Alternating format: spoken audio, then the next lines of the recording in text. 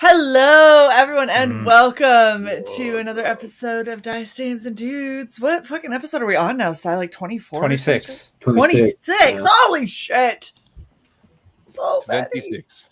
Damn. So much goodness. Thank y'all for joining us. Before we get started, how's everybody's week going so far? Oh, it's going good. Yeah? Started off my week just kind of continuing the weekend. I did Sing Along and Doom on Saturday. Sunday night's all right for singing with Global Frequency, Freak Girl, and Neff on Saturday, celebrating her birthday. And then Monday, I was on Dark Gifts channel for the Monday night open mic night and karaoke. So 3 nights of singing. Very cool, very cool. Well, I'm glad that you had a good weekend, man. Yeah. Si, how about you? Doing awesome. Doing lots of work for folks. Yes. That shall remain nameless. Woodrow. Me. I meant the other nameless ones, but okay. Also me. It's just Woodrow, but different hats. Yeah. She just puts on various hats, and then he's a different Woodrow. Yeah. Sometimes I'll draw a mustache on my finger and then hold it up to my lip. Totally get you. Woodrow, how have you been? Good. Just working a lot, basically. Trying to figure out all kinds of things. But yeah, no. It's been really good. Awesome. Well, sorry, I'm low energy. I literally to start this episode, I was loading OBS. First of all, if you upgrade OBS, your virtual cam will die. Yes. Oh, thank you for telling me, Luke. I figured that out right before topic list, and I forgot right until you mentioned it just now. Yep. Convenient. Sorry. Just kidding. Yeah. Sorry. I totally forgot about that, and the pain in the ass it was to uninstall and reinstall and finding a download file until you just mentioned that. Like you started saying, and if you upgrade, I was like, oh fuck, that's right. So yeah. That's annoying. Yep. I hate when people do upgrades that break shit. It's so stupid. Yeah. Well, it's the problem is the virtual cam is a plug-in. So it's not. Yeah, it's not. Yeah. It's not necessarily. Well, it's gonna take them. It's gonna take a month to figure out how to update their fucking plugin too. So. Well, it's just from now on, I won't update OBS until months down the line. Until Virtual Cam has decided to catch up. Yes. That's fair. Should we do the recap? Should we get this train a moving? No, we'll just stay right here. No. I mean, we could, but I will fall asleep. Yeah, same. Let's see. So, let me open it. Last time on Dice Games and Dudes, the party assaulted the hidden cave system belonging to the barbarian lord Baylor Talk, a mysterious figure from Bryn's past who destroyed the original game server where she and Dis first noticed their ability to reason independently of programming. As the Giants were trying to defend their weapons cache, a lone barbarian engineer managed to turn on Baylor Talk's Gameverse doorway. Denizens from Maze 2 begin to pour through, followed by a beholder. Deciding to let the barbarians deal with their own mistake, they decided to lead the beholder right into an approaching barbarian squadron, heading right for them. Dis sent one last message to the Elven High Crown as the party fled Terrace, causing a 12-hour battle. And then last we left off, you guys had returned to the rebel base and had been having a dinner before resting with the group. One of the things you guys notice before going to bed, as you guys are kind of watching the news, you see the news report says, an invasion from beyond the stars. A creature has been exterminated over Terrace just a few hours ago. It is of unknown origin, and the High Crown has vowed to find its source. During the incursion, other strange species escaped onto Terrace. The Bounty Hunters Guild has put bounties on these invaders and are paying handsomely for your efforts. It's one little thing you notice, and I've updated the bounty board and added that bounty to the quest log. Sweet. But yeah, you guys get your long rest uninterrupted. No saves or checks or anything like that. Thank fuck. The next day is yours to do it as you see fit. All right, y'all. What we doing? Being pissed off at OBS. Okay, I need your present. Ah. All right, so I'm going to put this up for a second so I have time to do this. No, we're not doing that yet, Shay. I just need to be able to add this and then go back and then go back. There we go. Good, because I was not on this tab, so I was not paying attention. I see. All right, so we're back at the base. We've dealt with the beholder. Good call on getting the crown involved to take care of that fucker. Look, you know, we were tired. Okay. That was putting it mildly. We totally could have killed it. But yeah. Sure. So, Woodrow, quick housekeeping question. Are character sheets updated with how many missiles and shit we used? Yeah, I went through. I think I took them off from last session. I did definitely do it from the one before, but I may have missed last session. I have to look. But you guys would okay. Down like 2. It's okay. Free torpedoes. Yeah, exactly. Self-replenishing. Mine still says 14 out of 16. I'm gonna guess that I'm probably. You launched one more, yeah. So it should be 13, but yeah, no big deal. Okay. Well, my point was that we should probably restock at some point, but we have 2 different directions I think we can go other than just going on another fucking shopping spree. So, once I wake up, I don't know, I'm going to kind of hang around until Bryn is awake, and then as we mosey out, Kronos, what you doing? Are you getting breakfast in your bus? Yeah. I guess going over the technology that I got that I brought, and then in order to get my my phantasmal dragon wings, I have to get the tattoo done, right? Yeah, you got to find someone who can tattoo it. But you got to grind the bones down, like you got to get the bones out of the wings and grind them down to dust because that's the ingredient you need. Okay. Oh, not the leathery wing itself? No. Oh, no, nice. You got to tattoo the bone into the skin. I'm sensing a cape in my future. We'll see how much leather is left over. There's plenty of still making boots. Sloth of the skin, so. Huh? You got a big sloth of skin, so there's plenty. Okay. There's plenty of skin to use and scales and all that. Yeah, excellent. Okay, so can we make boots and cloaks and reskin his seats because those things have seen better days? If you want, yeah. Sure. I like this idea. Yeah. Dragon skin seats. Did we keep the head or not? No, you couldn't get the head. It was too fucking big. That's why you ended up with like a nail. Damn it. I wanted a hood ornament. Oh. You can have a hood ornament that's like 4 times the size of your shit. No, I meant for Kronos. I'm fairly certain Kronos was still too small. I mean, I could have used the thing's head as like a complete reconstruction of the front of the ship. Yeah, that'd be awesome. Yeah. Anyway, you sit into eyeballs. So shoot lasers out the mouth. Basically, yeah. or torpedoes. Have the exhaust rerouted to come out the nostrils. That actually does give me an idea for a ship design. Okay, you're going back to that planet at your own risk. You're welcome. So yeah, it's just an idea. So does the tattooist have to be the one that grinds the bones, or can anyone do that? No, anyone can do that. I figured Kronos is probably the one doing that. Yeah, he probably should. Has to work, deboning the wings and getting them out. So such a child.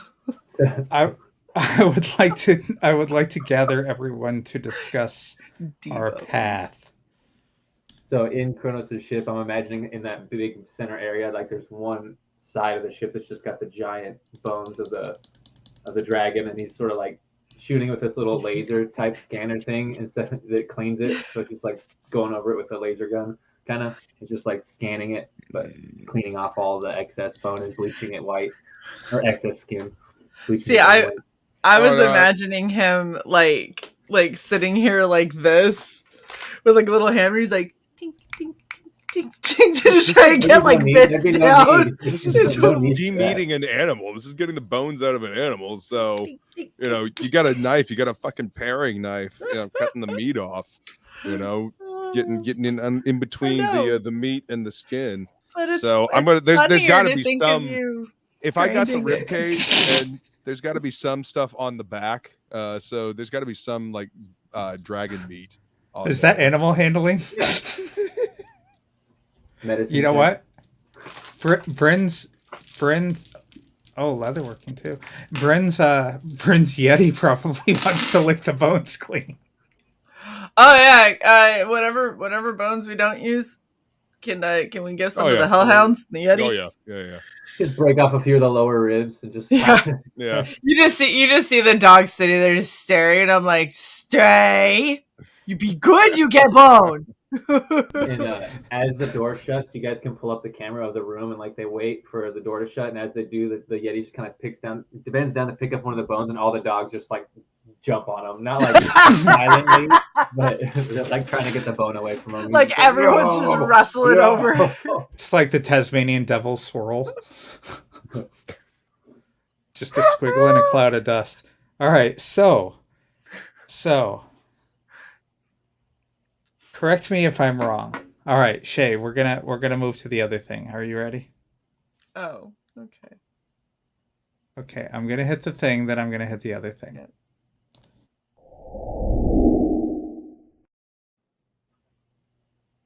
Totally smooth. All right. So we're currently over here. Oh wow, you can actually see. Yeah. We're over here. Yeah. Right? Yeah. So our options are to either go. Give me another layer. Another layer. We can either go over. I need a gay color. Purple. We can either go. Wasn't my guy's like space station over near there? What are you talking about? The excavation? Well, P. Schuler's like starbase office is over there, right? They're over every planet. Technically, there's one above Tyr, above Thunmar, the planet you're on right now, or the planet you're by. There's a base there too. He has like offices above all the inhabited planets, so you can they're like space stations. Okay. Kirby, you remember what are our options here? So we can either attack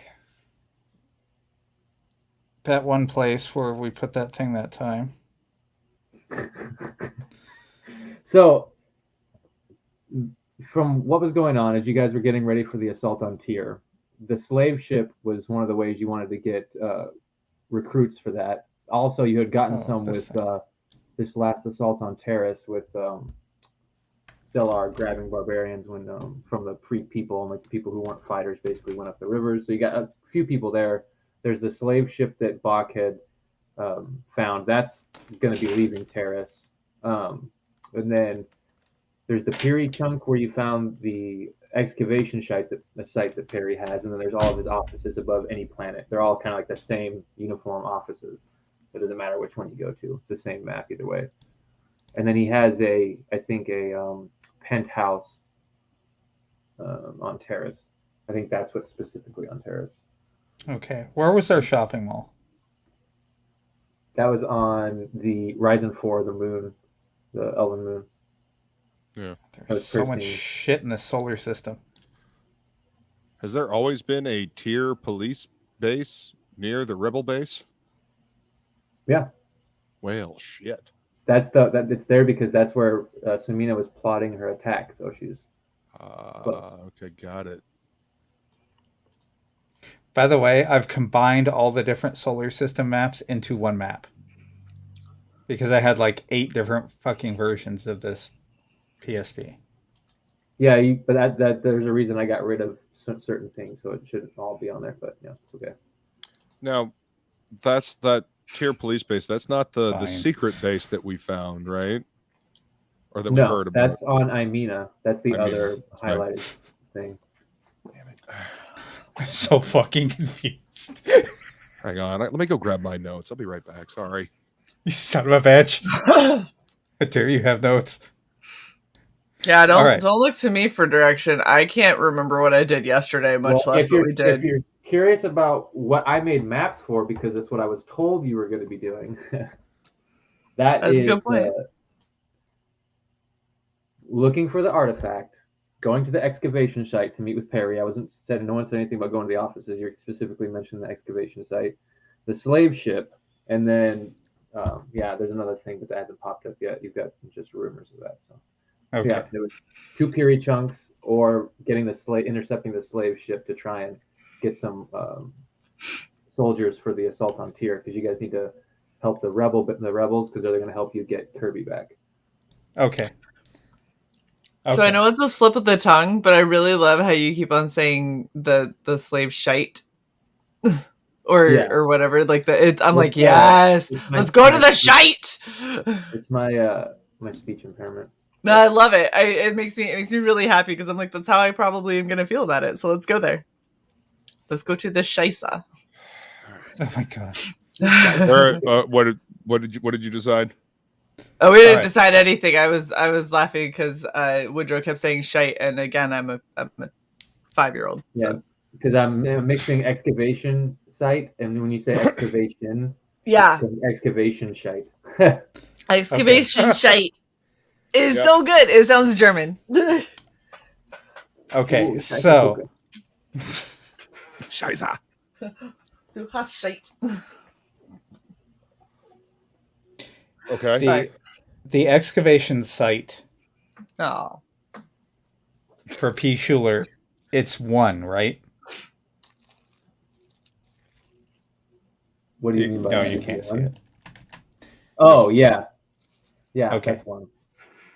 All right. So,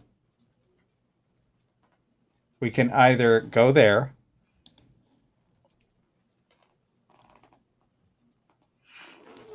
E for excavation, X for excavation.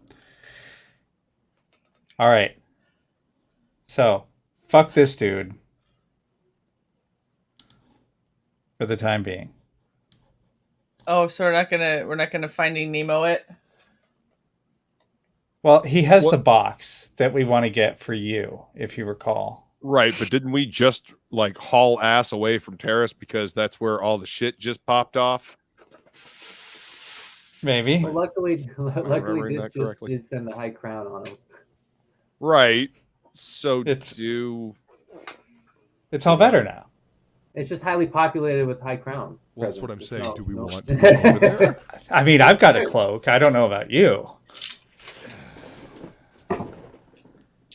So what you're saying is go on a shopping trip and get you a cloak. Maybe I should be able to turn completely fucking invisible. All right. So now, I'm okay going to check on the Piri chunk, although that area is still close to Terrace. So I imagine there's still going to be. It's not though. That's all the way. This is a 3-dimensional space. Gotcha. Yeah, sorry. So it's way the fuck out there. I mean, it's on the edge. It's on the other side of a solar system, so I mean, not that far. So they're not. Yeah, okay. We're not going to run into. It's like a year away, too. You know. Are there any gates close to that? To the chunks, no. The gates only go to populated planets. Okay, so I guess how long is the trip from Shaw? Where you guys are now, I'm guessing. all the way to here. So you can gate to Terrace and then go head down that way.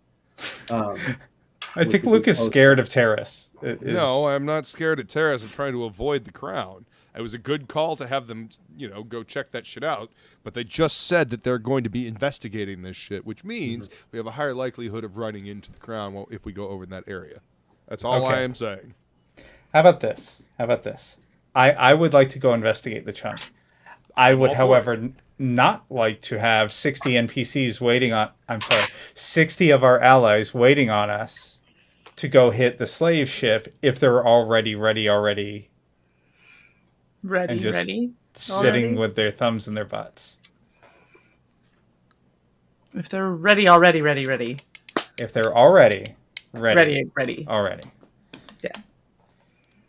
Fuck it, we're going to the chunk. All right, you want a cloak? That means we're going to have to go to Terrace, right?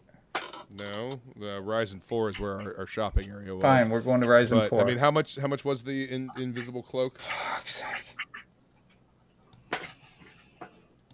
For the ship? Yeah. Just a basic one is $3,000. The more advanced one, I think, is either 10,000 or 100,000. I gotta look at it again because the advanced one you can attack from and it doesn't drop. Wow. Goddamn Romulan. Yeah. You know how dangerous it is when you take weapons, or what is it, power from the primary weapons and add it to the shield to run it all the time? You gotta link those things so they don't overload and shut down like it normally does. It's very dangerous work, very expensive. Well, that's why you don't have shields when you cloak. So very expensive. What's up, Bob? What's going on, Bob? Cloaking is part of the shield system. Kick. That's where you're getting your shield. Yeah, exactly. It's like one or the other. Yeah. At least in Star Trek terms. No, it's when the cloaking is on, your cloaking is going over the shield. The shield's still on, generated. It's like the mirroring, but it mirrors behind and front, similar to how like the ones we have now. So we got the mid-range ones. In Star Trek technology, you have the shield emitter, and the shield emitter can either emit a shield or emit a cloak. It can't emit both. Then you go expensive, and you can get an emitter that does both at the same time. We're awesome. And you can get an even better one if you want, for a lot of money, or you can steal it. Yeah. Well, I am. That stealing it sounds like Sai's cup of tea. No, you just got to get into like a military base. No big deal. Oh, okay. So in other words, the thing we're already planning on doing. So. Yeah, we're getting ready to do that. So maybe.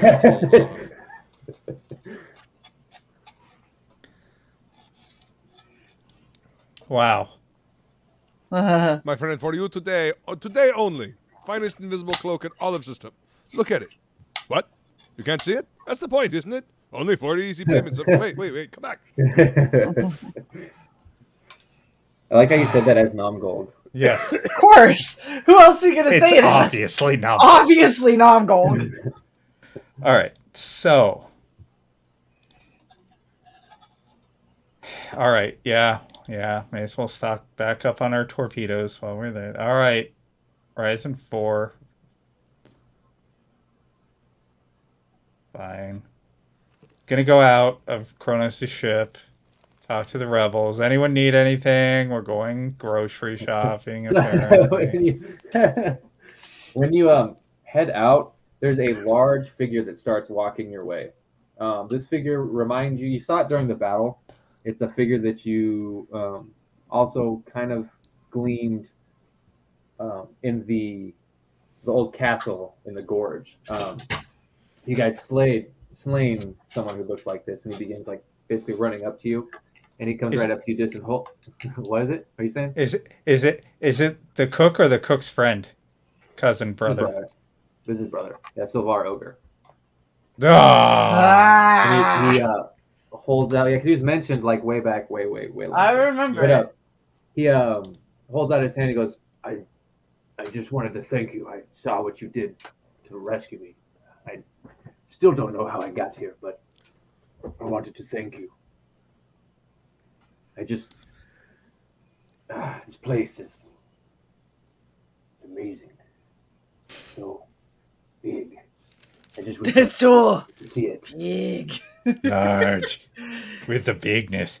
It's huge. Quite a bit different from I the like it. gorge, isn't it? Yes.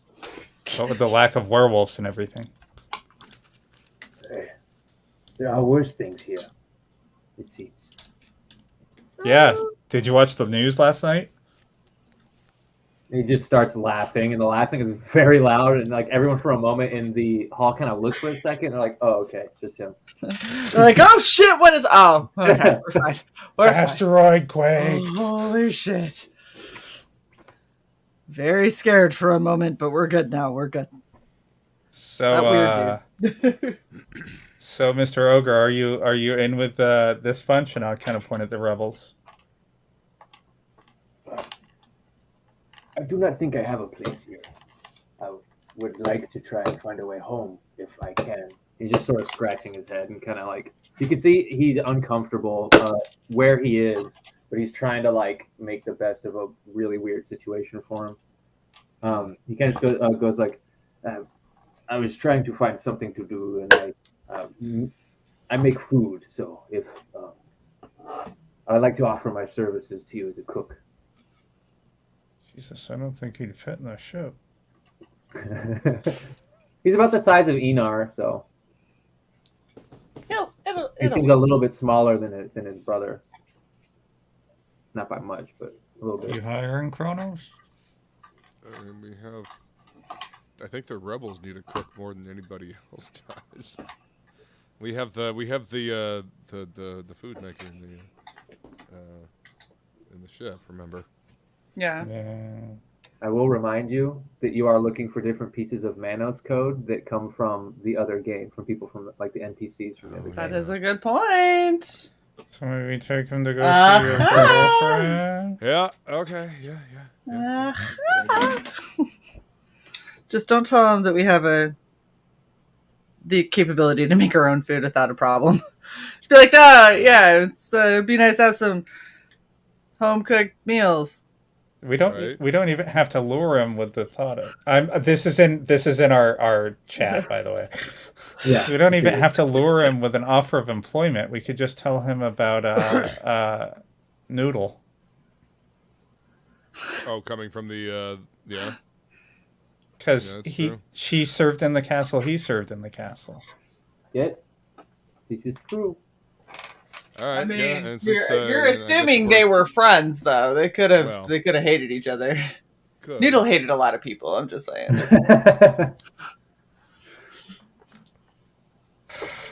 Yeah, I swear to God, if you throw a fucking wrench in my plan, Bran.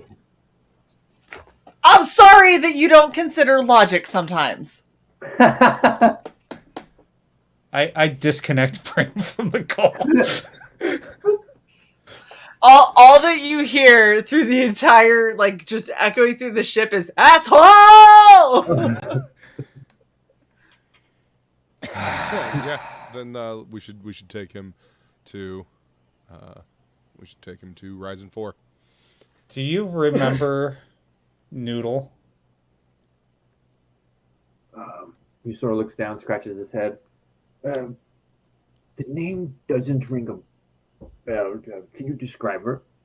The vampire who was obsessed with getting the little girl from the farmer in the village?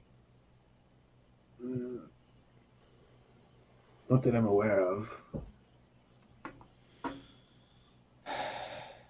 Okay. Hold on a second. I march back in the ship, get a tablet, bring up a picture of Noodle. Yeah, as soon as you do that, he goes like, "Oh God, she was insufferable. I remember her." How? You want to smack her around some? We can Told take you you. to her. No, there's no. It would be nice to see people from my home, if that's what you're getting at. Absolutely, and we know someone there who would also love to meet you, and she enjoys cooking as well. Maybe you two could swap recipes and become fast friends. And it's the wide open place. He kind of is nodding, seems like he's taking in what you're saying, but he's like looking around, walks up to the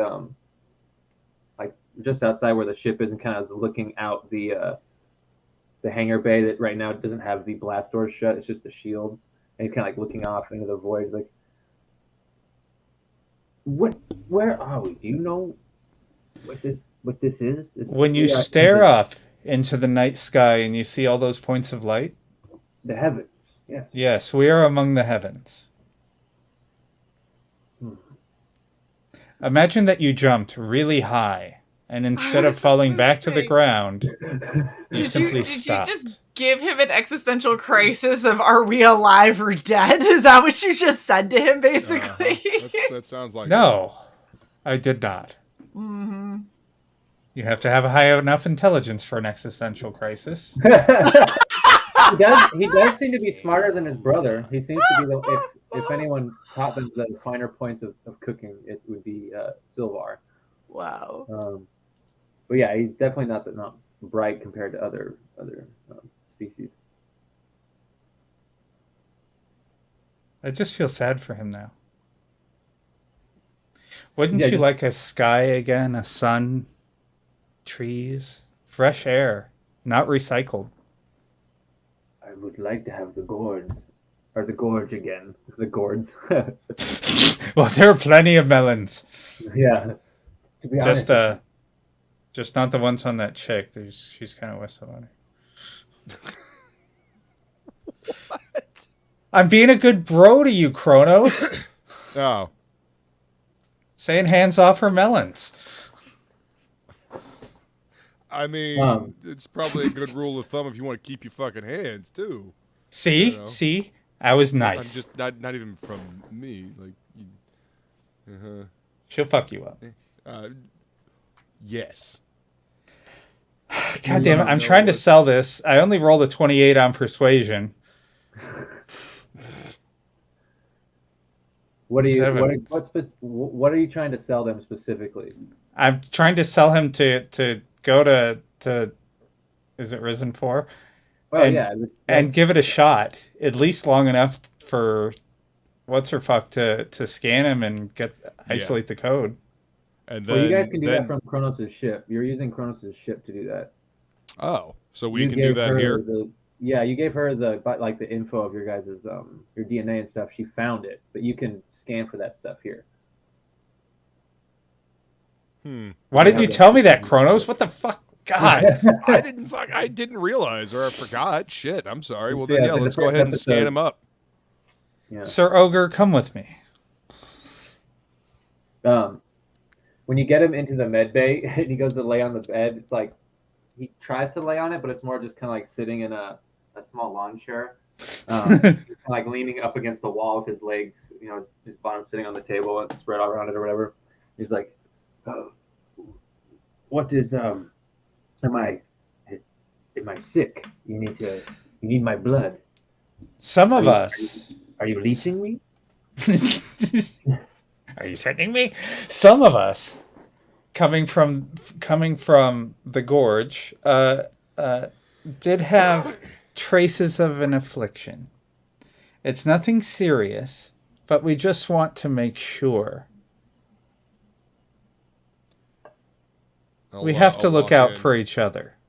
I'll walk in and I'll ask him, do you remember anything about how you got here? Like when you first showed up? Like where do you remember anything at all? Like what you were doing before and how you showed up here? Well, I had been out east of the gorge hunting. I was trying to collect as much game with my cart as I could to bring back for our storage, and everything seemed to be falling apart around me, but I can't. It was like a language breaking apart into language. I don't know how to describe it. It was very unsettling. And then I woke up in a jungle, fighting for my life. These dark elves made of metal, trying to they're trying to chase me, and the rebels, they helped me, and I was preparing meals for them when more of their kind attacked the city I was in with a dragon, which I've never seen one even where I'm from, but have heard of them. So Yeah, we killed him good. Yeah. that's. And he like looks and he sees like the skeleton wing that's like laying on the table. It's like, oh, Yeah, I warned him. I do warned you him. have? Could you spare maybe a cut of steak from the meat? Did you have much remains? I don't want to pry. You did save my life. We should. I mean, there's. You said I grabbed the. I mean, this thing's huge, right? I have the. Yeah, reach, you I have a rib enough. You cage. could definitely cut off a slot Yeah. of meat for him, no problem. Yeah. Then yeah, so I'll cut him a big hunk of dragon meat. I mean, Uh, do you have some Tupperware you could put that in, or? That's I'll what he just said. I'll whip out like a Ziploc or whatever. When you hand it to him, he's looking around like he's like, where do you prepare your food? I don't see. He's like looking around for somewhere to actually cook because he hasn't noticed any like A kitchen? implements or anything that looks like the utensils he was using. It's probably best if you save that and cook it with where the rebels cook their foods. Our ways are strange. Just sets it on the table in the bag. Could you scan him already? Fuck's sake. Yeah, I'll go ahead and start the scan process. How long do you think I could... Your ship starts scanning him as he's sitting on the table with a little blood bag sitting on the table next to him. And the ship, it takes a few moments. You guys are kind of sitting there trying to make idle talk and such things. And then it clicks in and it scans his body. This seems to be in his bones, but it's like attacking his marrow, but it's similar to the code you found. It's another piece of it. And it seems to click in with the code that you guys have found in all of you and the other NPCs. Yeah. And as it's processing it, it's putting together, and it's able to, with like the AI program in your ship, kind of generate how much of the code might be left to finish the sort of process it is. And it seems like there's 2 chunks left around that same size. And you do know that you guys don't have Kirby. You haven't had Kirby's body or any biological stuff from him. So that's probably one of them missing, but there is another one. But you're getting close to the figuring out, or maybe not even figuring out, but getting rid of that code, being able to delete it from your system.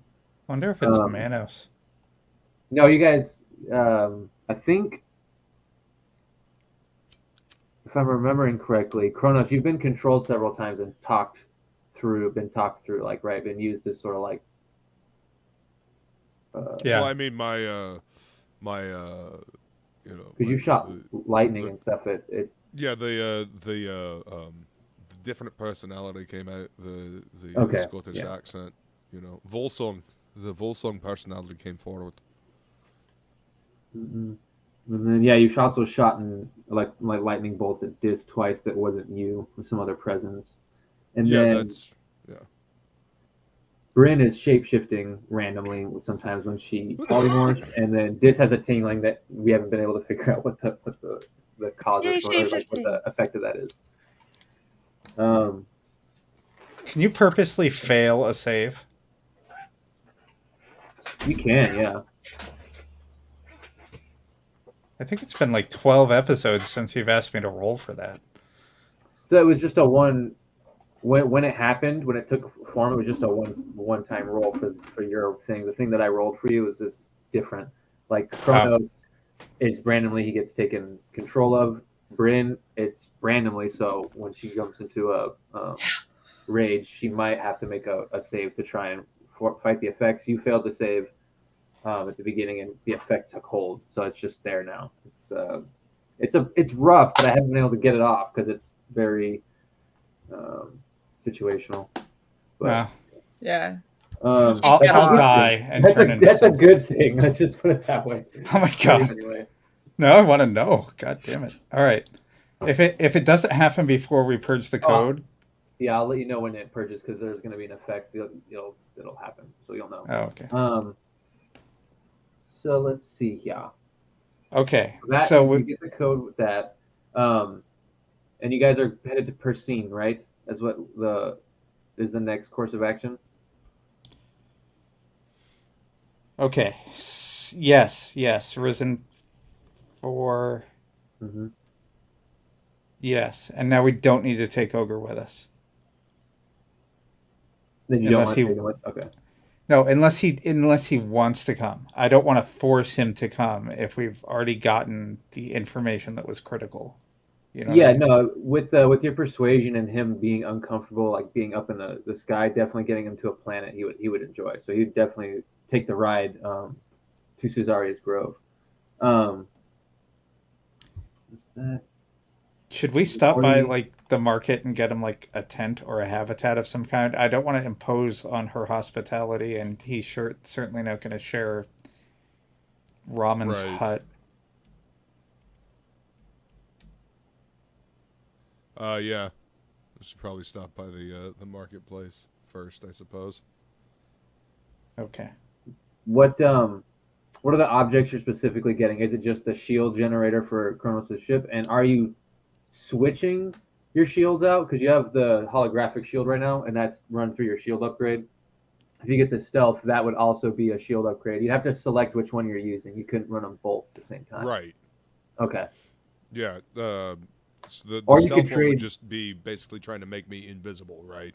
Yeah, you would be invisible completely to sensors, and I mean, not like it's not foolproof. People can still Right. break through your scans with good enough rolls, but You're Yeah. visibly Can invisible I as take well, the old right? one out and sell it?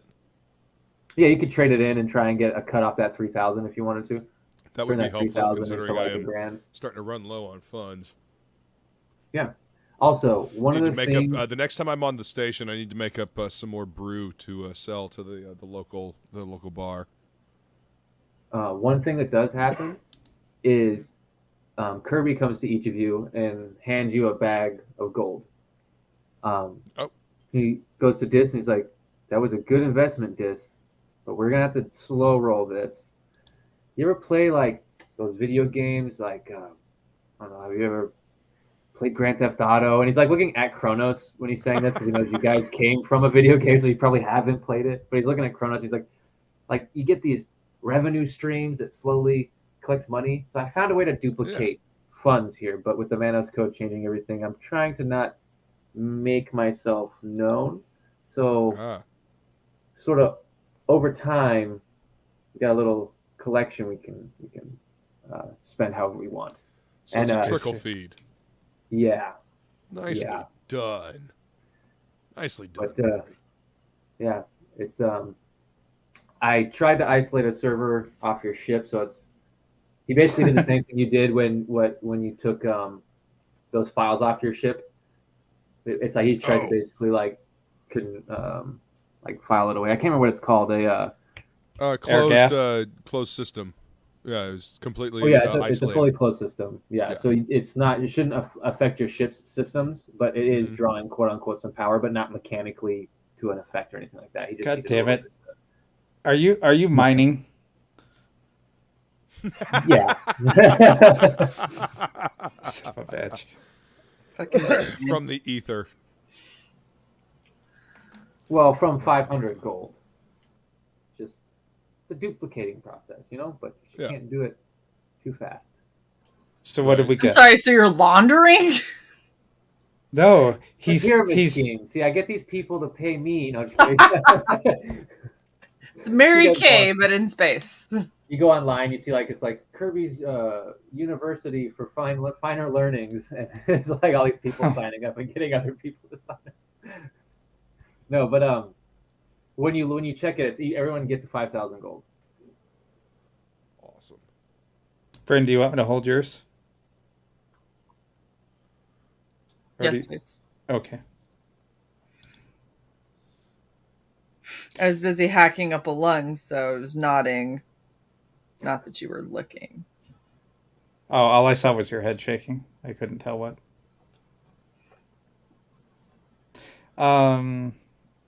Thank you, Shay. Appreciate that. While we're at the market, I want to look for poison. So poison. You want to restock on your assassin's blood or whatever? A little bit. I will say this: I think we did pretty good taking that dragon down as a team. Mm-hmm. Yeah. I will agree. Kirby's I will like, agree. Did you see when I fucking hit it with all those magic missiles? Well, technically they're like fireballs or something. I don't know, but it was fucking dope. Yep. Cutco knives. No. Oh god. And then you already have the info on the slave ship, at least some of it. You saw some of the file that was on Box Computer anyway. The okay, so I don't have to worry about that. Awesome. And when you got the assassin's blood before, though, wasn't that from Suzaria? I don't remember, honestly. Yeah, I can't remember off the top of my head who you got the poison She from. did. She did give you some. Yeah. She did give you some poisons. You did pick up some from her. Remember, you buy some from her. So give me an investigation check. Unless you're specifically looking for the shield, and you, I'm guessing, are going to the same place you bought your other shield, which is just like one of those large hangars where people come with their ship parts and stuff like that. Because these aren't like giant manufacturing shops or anything like that. They're just people with extra parts to trade and shit like that. A little farmer's market of ship parts. Swap meet. Yeah. Swap meet. It's like going to the Turkey Rod Run and walking in the infield and going through the swap meet of all the different car parts and shit like that. So Woodrow, I rolled a 17, so 19. I'm sorry, 17, so 29. 29. Okay. So we will get to the poisons after we do the stealth generator. So when you guys land here, the first thing Kronos does is go to the hangar where you got the shield before, and you actually see the same sort of large, pale-skinned dormer woman, who was shooting at the shield before, but this time she's sort of lounged back in a chair. She's got similar stuff out that she had before. Generic shields, they don't seem to have too many extra benefits or any magitech or anything like that, but she does have some stealth generators. She doesn't have any holographic ones, so I don't think you actually bought that enhancement from her. I think you got that from a different merchant here who was here at the time. But yeah, she's just kind of sitting there. She sees you. She goes like, "Oh, how you doing?" That was so awkward. But she remembered him. It's hard to forget Kronos' skull face. So, you know. Yeah, with the giant fucking mohawk head. It's kind of striking. Yeah, you like walk in the hangar and she's sitting up against the wall in a chair at her shop, kind of like right next to where you walk in. Just kind of like looks up at you. She's like, "Oh, hey." Oh, how's it going? Not too bad. Slow day. Well, hopefully I can fix that. I am looking for a stealth generator for my ship. I have a holographic one and looking to upgrade. Willing to trade in the holographic one for a little bit off the price if you're interested. Oh, well, yeah, I could definitely take some off the price. That holographic generator, or the stealth generator, is a little pricier, so that's still going to run you about 1,300 gold, but with the trade-in. Okay, yeah, great. Oh, nice. You just accept? Okay. Like expecting you to start haggling because I'm so used to haggling everyone.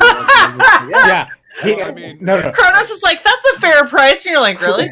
Kronos says okay, and my fucking head whips around to stare daggers at him.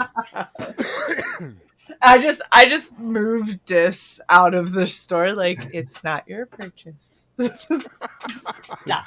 You better put your arms around me and pick me up to take me out. I start moving you. You start to move like you're going to move towards him, and I just bear hug right underneath your boobs and lift up. And so they like bounce in your face. I'm like, "Come on." And just walk out. I mean, I don't know. I always try to deal fairly with the with the merchants. And that's what you don't, Diz. I'm just saying. I'm out of the room, but I can still fucking hear him. So in the chat, you see there's fair dealing, and then there's letting yourself get ripped off. Make an insight check, Kronos. All right. I'm just patting Dis's head, like shh, shh, shh, shh. So my passive insight is 22. Oh, okay. Then so that's enough. It was only going to be like a 17 or something. So, when she says that, and there's kind of like you get the sense that here normally the way business is done here, you start high and have people haggle you down. So you see, her O was almost like I don't know. She's almost like excited, but also like she doesn't want to like offend you in a way. And it's like because you know, if you like go somewhere else and you see that it's charged less or whatever, she had that like second thought, like but yeah, there was like all these emotions that kind of went through her body when you said like, yeah, sure, not the normal thing she hears. Especially when your voice got as high as Woodrow's just did. Sure. Yeah, I sing. Oh my god! Sometimes, so I can get up there. Because I got nuts. It's like hitting those really high notes. You just have a little midget come up and punch you right in between the legs.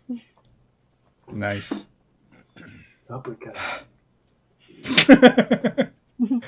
Speedback. Hadouken! Oh no. All right, so I'll look at her and I will ask her if that's the best. Is it the best price that you can? Yes. Give me a persuasion with disadvantage for the awkward change of position. Yes. This is like the equivalent of haggling when like you go to like step to the right, but someone else steps to the right. Like then you guys keep stepping. You're like, I just excuse me. I'm just trying to. You have agreed to the deal. Now you would like to renegotiate. All right. So the first one was 17 plus 7. And Okay, the second 24. one was 11 plus 7, so 18. I rolled a 2 on her dice, so she's sort of like, oh yeah, no, yeah, totally, that's totally fine, yeah. And it's just like there's a sort of awkward like as you're putting the money down, it's just like giving you the shield system. There's just that awkward like, yeah, it's totally fine, yeah, no worries, yeah, it's super awkward. Such a good price. She's so good at this. So fair. With your check, I would say you're like the next offer you do. Let's say you save the 250 gold on it or whatever, so it's like 1,050. 1,050. Yeah. Okay. That's fine. So the way you said it, she sort of just like took some off herself. Like you didn't say a price. It was just sort of like awkward. Like, oh well, I guess yeah, I'll just take this. And there's sort of like this awkward exchange, and then you kind of go about your way holding his shield. He's like, it's like when people are holding bills and somebody's like, I just these ones, and like the other ones are pulling out awkward. You're like, no, you keep those. The ones you're about to do, those are yours. Okay, thanks. All right, I'm just gonna go over here now. Oh my god. The slight embarrassment is enough for me. I just kind of smile underneath my skull face. Am I the face of this group? Is that it? I'm the deal person. Listen, is that what we're doing now? You are the murder hobo. You're clearly the asshole of the group, so. Forgive me. I thought your plus 90 performance would make it to where you are a good deal maker. I see now we're going to be relying on my intimidation of plus 90. Me. Oh. And who's Kronos. Performance? Oh, Kronos. He's a fucking bard. Mm-hmm. He's a bard, but he's got a skull face. It kind of fucks with the charisma side of shit. People don't. You'd be surprised. How can you have an advantage and a disadvantage at the same time? You have a stat advantage, but a physical disadvantage. Creatures in the universe. Ain't nobody know what the fuck I am. You know what? Charisma. When the army of fucking skeletons and the Lich fall in love with you, that's fine. It's fine. With no more room in hell, then the dead will walk the earth. Yeah. the shield that you got, by the time the rest of everyone's done kind of shopping, you could have it installed by the time you leave Ryzen 4. Like the switch out or whatever. It's not super complicated for you. Okay. So that would be functional. And then for your investigation. So you're going around, you're looking for someone who might deal in poisons because you're not exactly sure if it's legal or not. And you're walking around and you find someone in the, I believe it was called Chance's Alley. There's one of the people who's outside the bar, and he's kind of got this little table up there, and he's selling like herbs and stuff like that. It seems to be like cooking herbs and stuff like that. But he's right next to where they fight and where people are selling weapons and stuff like that. And he's a void elf, got long, sort of gangly arms, elongated fingers from living in space with zero G, elongated ears and all that, big black eyes on his face. Kind of strange. You've seen a bunch of them while you come here, but you haven't really seen too much of them anywhere else. And he kind of like with your stealth wouldn't notice you clocking him, so he's just going about his business, kind of with his different herbs and stuff on his table. By the way, what was the name of the city again? I keep fucking forgetting it. Persine. All right, I'm trying to find my map for it just to have have something visual on the damn screen. There it is. All right. The mall. Yeah, so Chance's Alley, right next to that red circle, you find a little vendor with a table set up with all those little herbs and plants and stuff like that. I'm going to attempt to, as spooky as humanly fucking possible, step out of the shadows to approach the vendor. Okay. And so last time, or from what I remember, you're using magic and stuff to hide the way you look when you leave? Or are you walking around with just the visor shut and stuff, or are you walking around exposed as the drow? Because I think last time you said you were taking efforts to physically either make yourself up or use magic to make yourself look like a normal elf, I think you said. Right?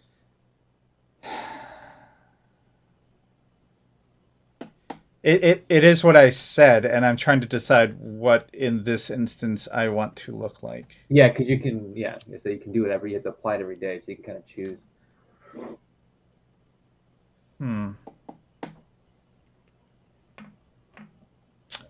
Votes, anybody? On whether you should look like a drow or not? I mean, the last time you looked like a drow in this... I can look like fucking anything, man. What should she look like? The dude from RIPD. What he looks like. Heather Locklear? Yeah!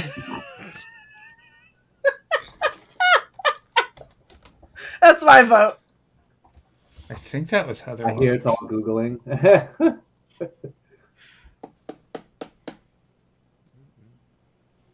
Was she in the RIPD? movie was fun. I liked RIPD a lot. It's Marissa Miller. Oh. Well, yeah, her. Big boobs, blonde hair. Ryan Reynolds always picks fun movies to be in. I don't want him to try to take advantage of me. How about the hottest non-dark elf that I can fucking manage? Okay. So yeah, you do like a like a 4. A high elf of 4. Ouch. I would remove you, but I don't want to fuck with our layout. Well, you said that I could manage. You put a qualifier on there. How was I not supposed to? Asshole. I have a 20 charisma. Roll me a your dexterity plus your proficiency, and add it to a d20 roll for me. This will be like you applying the kit because it's technically like a roll or whatever, but. Ooh, only a 22. Yeah, well, only 22? Okay. So he, okay. He looks up at you and kind of goes, seems that your disguise has worked. Because normally you've seen him looking at people and when he makes eye contact, he has this sort of like grumpy old man presence about him. But when he sees you, it's like his face starts in that grumpy old man look when he sees the disguise, and it turns into a smile. for a moment, but then he tries to hide it again as you walk up. But you clock it. And then he's like, "Oh, how may I help you? Are you looking for herbs to complement your dish, or maybe something to grow on your windowsill? Or maybe perhaps in your ship? I see that power armor." Looking for something with a little more bite. Oh, and he kind of like looks around. Gonna make an insight check. What is he speaking in, by the way? Common trade or in like when you bark, it's common to speak in common, so everyone can understand you, or most people can. But that's what he's speaking in. He's speaking in totally not sus language. English. Yes. 100% unsus. No, I was curious if he was speaking in Elvish. No. He kind of looks, picks up on what you're saying a little bit, and pulls out a case and opens it, and begins to speak in double speak, which is thieves' cant, which you do speak as a rogue. And he's basically going like, "Oh yes, this one right here is for a very fine meal. You want to get this in there right at the end. You know, the flavors. Wow." And you get that's an ingested poison, and he starts to go over all of them like that, and you get to a spot where you look at with your passive perception, you can see that he does actually have assassin's blood in the selection. The selection isn't anything too crazy. It's the same thing you've had: wyvern's blood, snake venoms for paralyzation. The same things you've seen before, but you do clock that he has assassin's blood. Okay. So, can you do a running tally for me? You know what? I haven't used any of this shit, honestly. Wyverns. God, that shit is expensive. How much for the wyverns? As you say, how much for the wyverns out loud? Wyverns? What wyverns? There's nothing like that around here. By the way, can we use any of the blood from the dragon to make poison? Or would that have to have been the venom?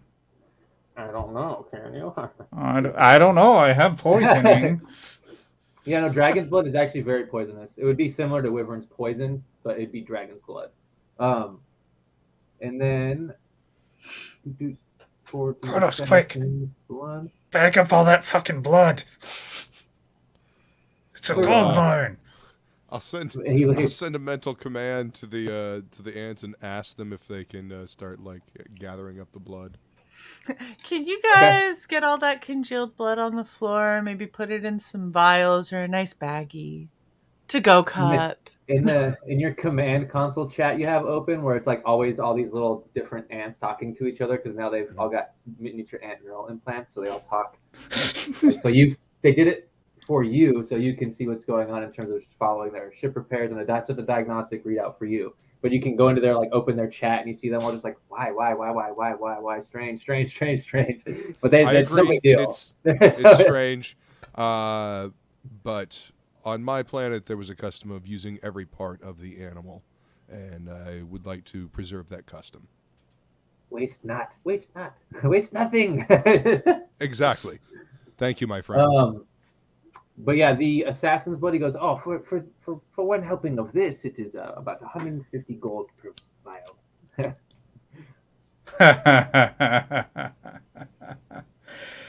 Really? 150? So much for that weak, diluted pittance. I mean, gosh! It's hardly even a single use. Make you a what? Deception or could possibly be persuading. They're the same. Not really intimidating. Yeah, okay. It's not really intimidating. 14 plus 10. So 24. Okay.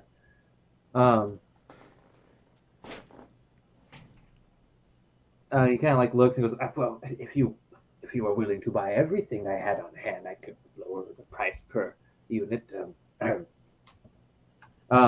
He goes down to about 120 per vial. And For he's how got many? 7 of them. He's got 7? 7. Yep. All right, so 120 times 7, 840. Okay.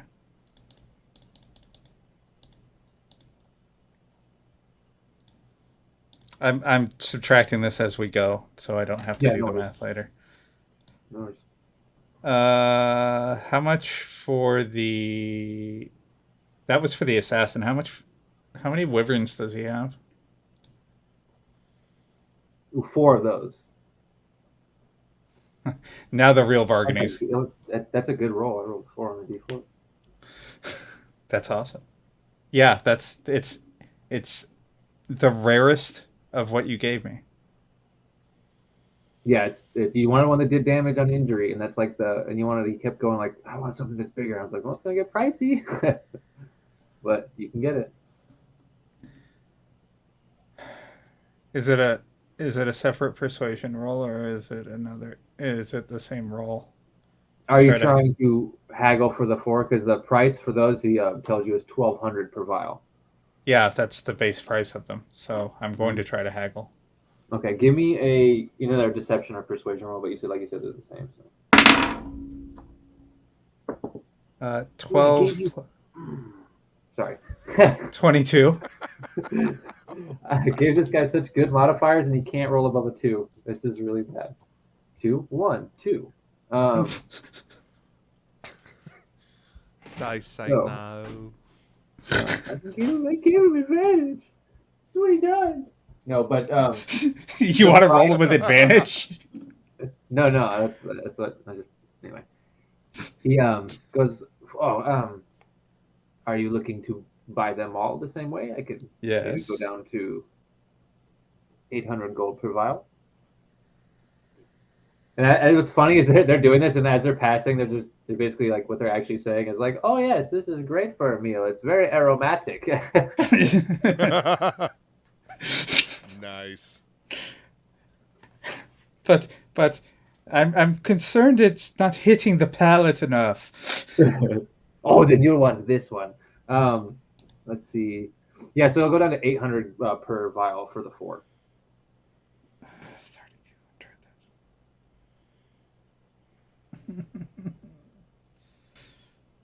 How much are my missiles going to cost me? Well, you only need what, 3?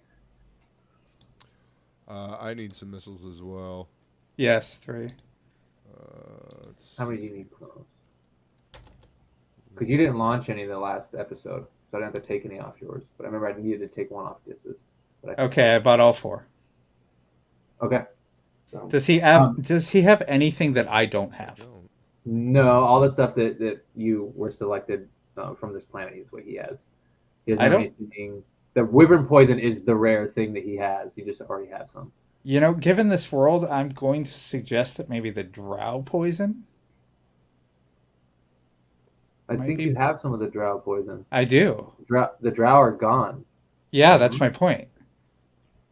So does he have any? No. How would he have any? They've been gone for a while. That's why when Woodrow said that he has what I have, I got excited because I thought maybe he might actually have everything I have, which includes drow poison. So I was going to take it. No drow. Okay. Your drow is the sleep stuff, right? It is injury poison. Yes. Yeah, nice. Okay, that's what you fucking knocked out the giant with or something. Or no, you hit him with it and something inhaled, I think. But either way, yeah. So you get the poison as you buy that. He's like, "Oh, it's a pleasure doing business with you. My name is Gren. If you ever need to find me, I'm here most days, actually. It takes me some time to cultivate some of these. Sometimes I also need to find them and trade." And he kind of like nods to the poison he just gave you, like the wyvern poison. You get that he doesn't harvest that. And he's like, "But check in if you would ever need another pick-me-up." So and he gives you his contact information. Out of curiosity, Mm-hmm. I'm trying to think of how to word this. Whatever I can make using the dragon's blood that we have, I'm trying to gauge the value of that. Oh, so you think that it would be similar to Wyvern's poison, but just like in terms of like pricing it off that. However, the fact that it's fucking dragon blood, which dragons do exist in this world as well. They're not. That's not like the only dragon that exists here or anything like that. There's space dragons. You could play it off as like a rare type of dragon and probably sell it for like maybe 2,000 per vial, per like or the same way the Wyverns is 1,200 years of 52,000. That's what you think you might be able to get off somebody, the right buyer with the right story and persuasion and all that stuff. That's what you think you can get. Interesting. All right. I don't think on the ship we have anything to be able to make poison. Do we have like a poison? Do we have like a generic lab? So you could make a lab. You just need the stuff like the chemicals and shit that you're going to use there. That is going to be like your components and all that you would need, but the actual like tools you don't need. His ship can generate the tools, stuff like that. Cool. Okay. And you have everything for poison making because you have a poisons kit. You got I think 2 of them or some shit, but you have 1 for sure. So you have all the stuff to make it. Okay. Cool. All right, I'm done except for what I said in the private chat, which I don't know if you saw or not. Oh, I did not. I have that normal chat open. Oh, nice.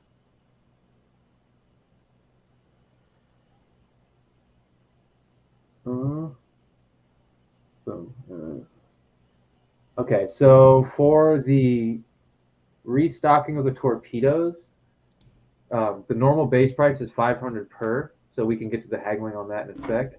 You found poisons. The other 2 things are only going to run you 5 gold, and you can get really, really nice stuff that you want. Okay. Present that whenever. But the liquor and the spirits, that. Let me roll. If there is a person you met here before, his name was Simbo. The white Leonin, right? Yeah, the white Leonin. Yeah. He was a monk, drunken master monk. He's the one you had the drinking contest with. Yeah. You could get Goliath liquor or elven spirits off him because he always has samples of everything. He is a connoisseur of different alcohols. Cool. When you find him, he would actually be back where you had met him before, where he's behind his shop that he has, where he does like different, I think it was armoring. And you see him sort of sitting back, enjoying a brew with some stuff going on the fire again. And when he sees you like kind of walk into the shop, you see him wave you in the back. And as you kind of make your way towards him, he first thing he says is he raises up a glass and it's like, "You will have to thank your friend for the fine spirit. This is exquisite. I use this to relax. I don't even use this for any of my normal day activities." Are you on business or just for another fine meal? And he points to the food and goes, "By all means, help yourself." I wish I had time, but we're in a bit of a hurry to get on with our business. I'm looking for something nice for a certain Goliath in my life. Oh, the big one. We don't call her that, obviously, because she would throttle us, but she is vertically inclined, yes. He walks over to his liquor cabinet in his shop that's locked up and kind of opens it. And he's got these 3 bottles down at the bottom, and he kind of moves them aside and grabs. They're all kind of like the same, and he pulls one from the back, and it's got this like leather wrapped around it. It's almost like a label, and it's stamped on it. All it says is "Fine Brew," but it's sort of in this like very fancy lettering and logo. Inside the liquor, which is very clear, just looks like water, there is some kind of strange insect floating at the bottom. It's almost like a centipede. You're definitely sure it might be poison. Am I getting Goliath tequila right now? Yes. I see. I mean, okay, how much? That one? on the house. Consider it a token of friendship. And you can see Well, he's thank you. blitzed right now from whatever Kronos gave him. So Kronos' gifts are still paying off. Do Goliaths even go in for any type of fine spirit? They make a few, actually. They make a, well, the way they Or just- make their meat, I would call it fine, but that's probably only a spirit like that you'll find that's Goliath made. Okay. They drink anything. Take No, whatever. I just meant. I'm ashamed to say, I don't actually know if they just try to get blind drunk as quickly as possible, or if they have an You hit it appreciation. right on the head. But Uh, I can't complain because it's some of the strongest out there. Their mead is divine when it is made right. Sweet, almost like drinking a nectar. But when you stand up, you don't have legs anymore. So it does the job well. So Woodrow, I need to, in order for me to ask this question the way I want to ask it, I need to first determine how trustworthy this person is. Give me what's your passive insight? You can roll insight if you want, actually, just to, you're kind of just scoping them out. Or My whatever passive insight sucks ass, so. Yeah, give me a roll. So that was Kronos', it's like 20 fucking 2 or some shit. Yeah, my passive insight is 22. With my +3, it's a 15. Okay, 15.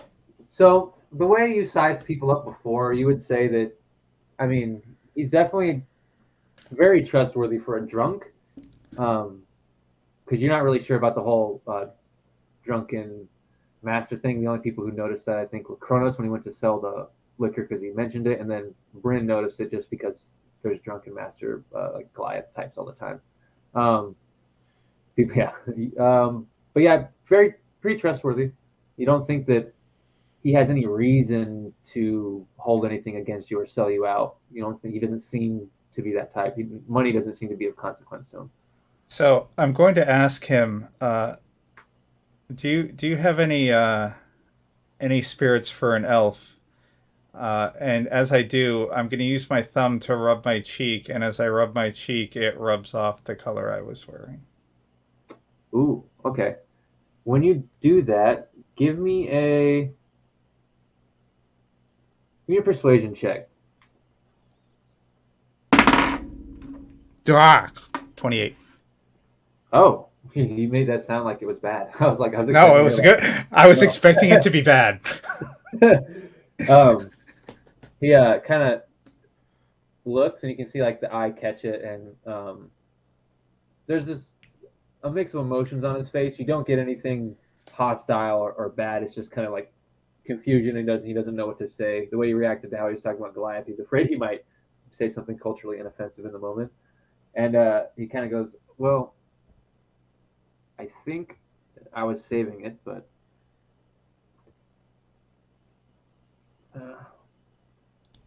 I think it might have a better home with you." And he kind of like goes back into his liquor cabinet, and you see him moving his the elven side, all these different like wines, colored wines. One even seems to be kind of like magical in terms of when it moves, it like changes colors and then settles back down to its normal. And then he pulls out one. It's a very dark liquor, like licorice color, but it's in a kind of like a green glass bottle that's pretty thick. It's kind of like twisted as it comes up from the base. And as he goes to hand it to you, he's like, "This is kind of like looks around and says it quietly, like a wine that belongs to your heritage. It's not really my taste, but yeah, I think it belongs to have a better home than just collecting dust in my cabinet." And he kind of adds that to the bottle with the Goliath tequila. I'm going to carefully wrap both and put them in the bag of holding of bubble wrap.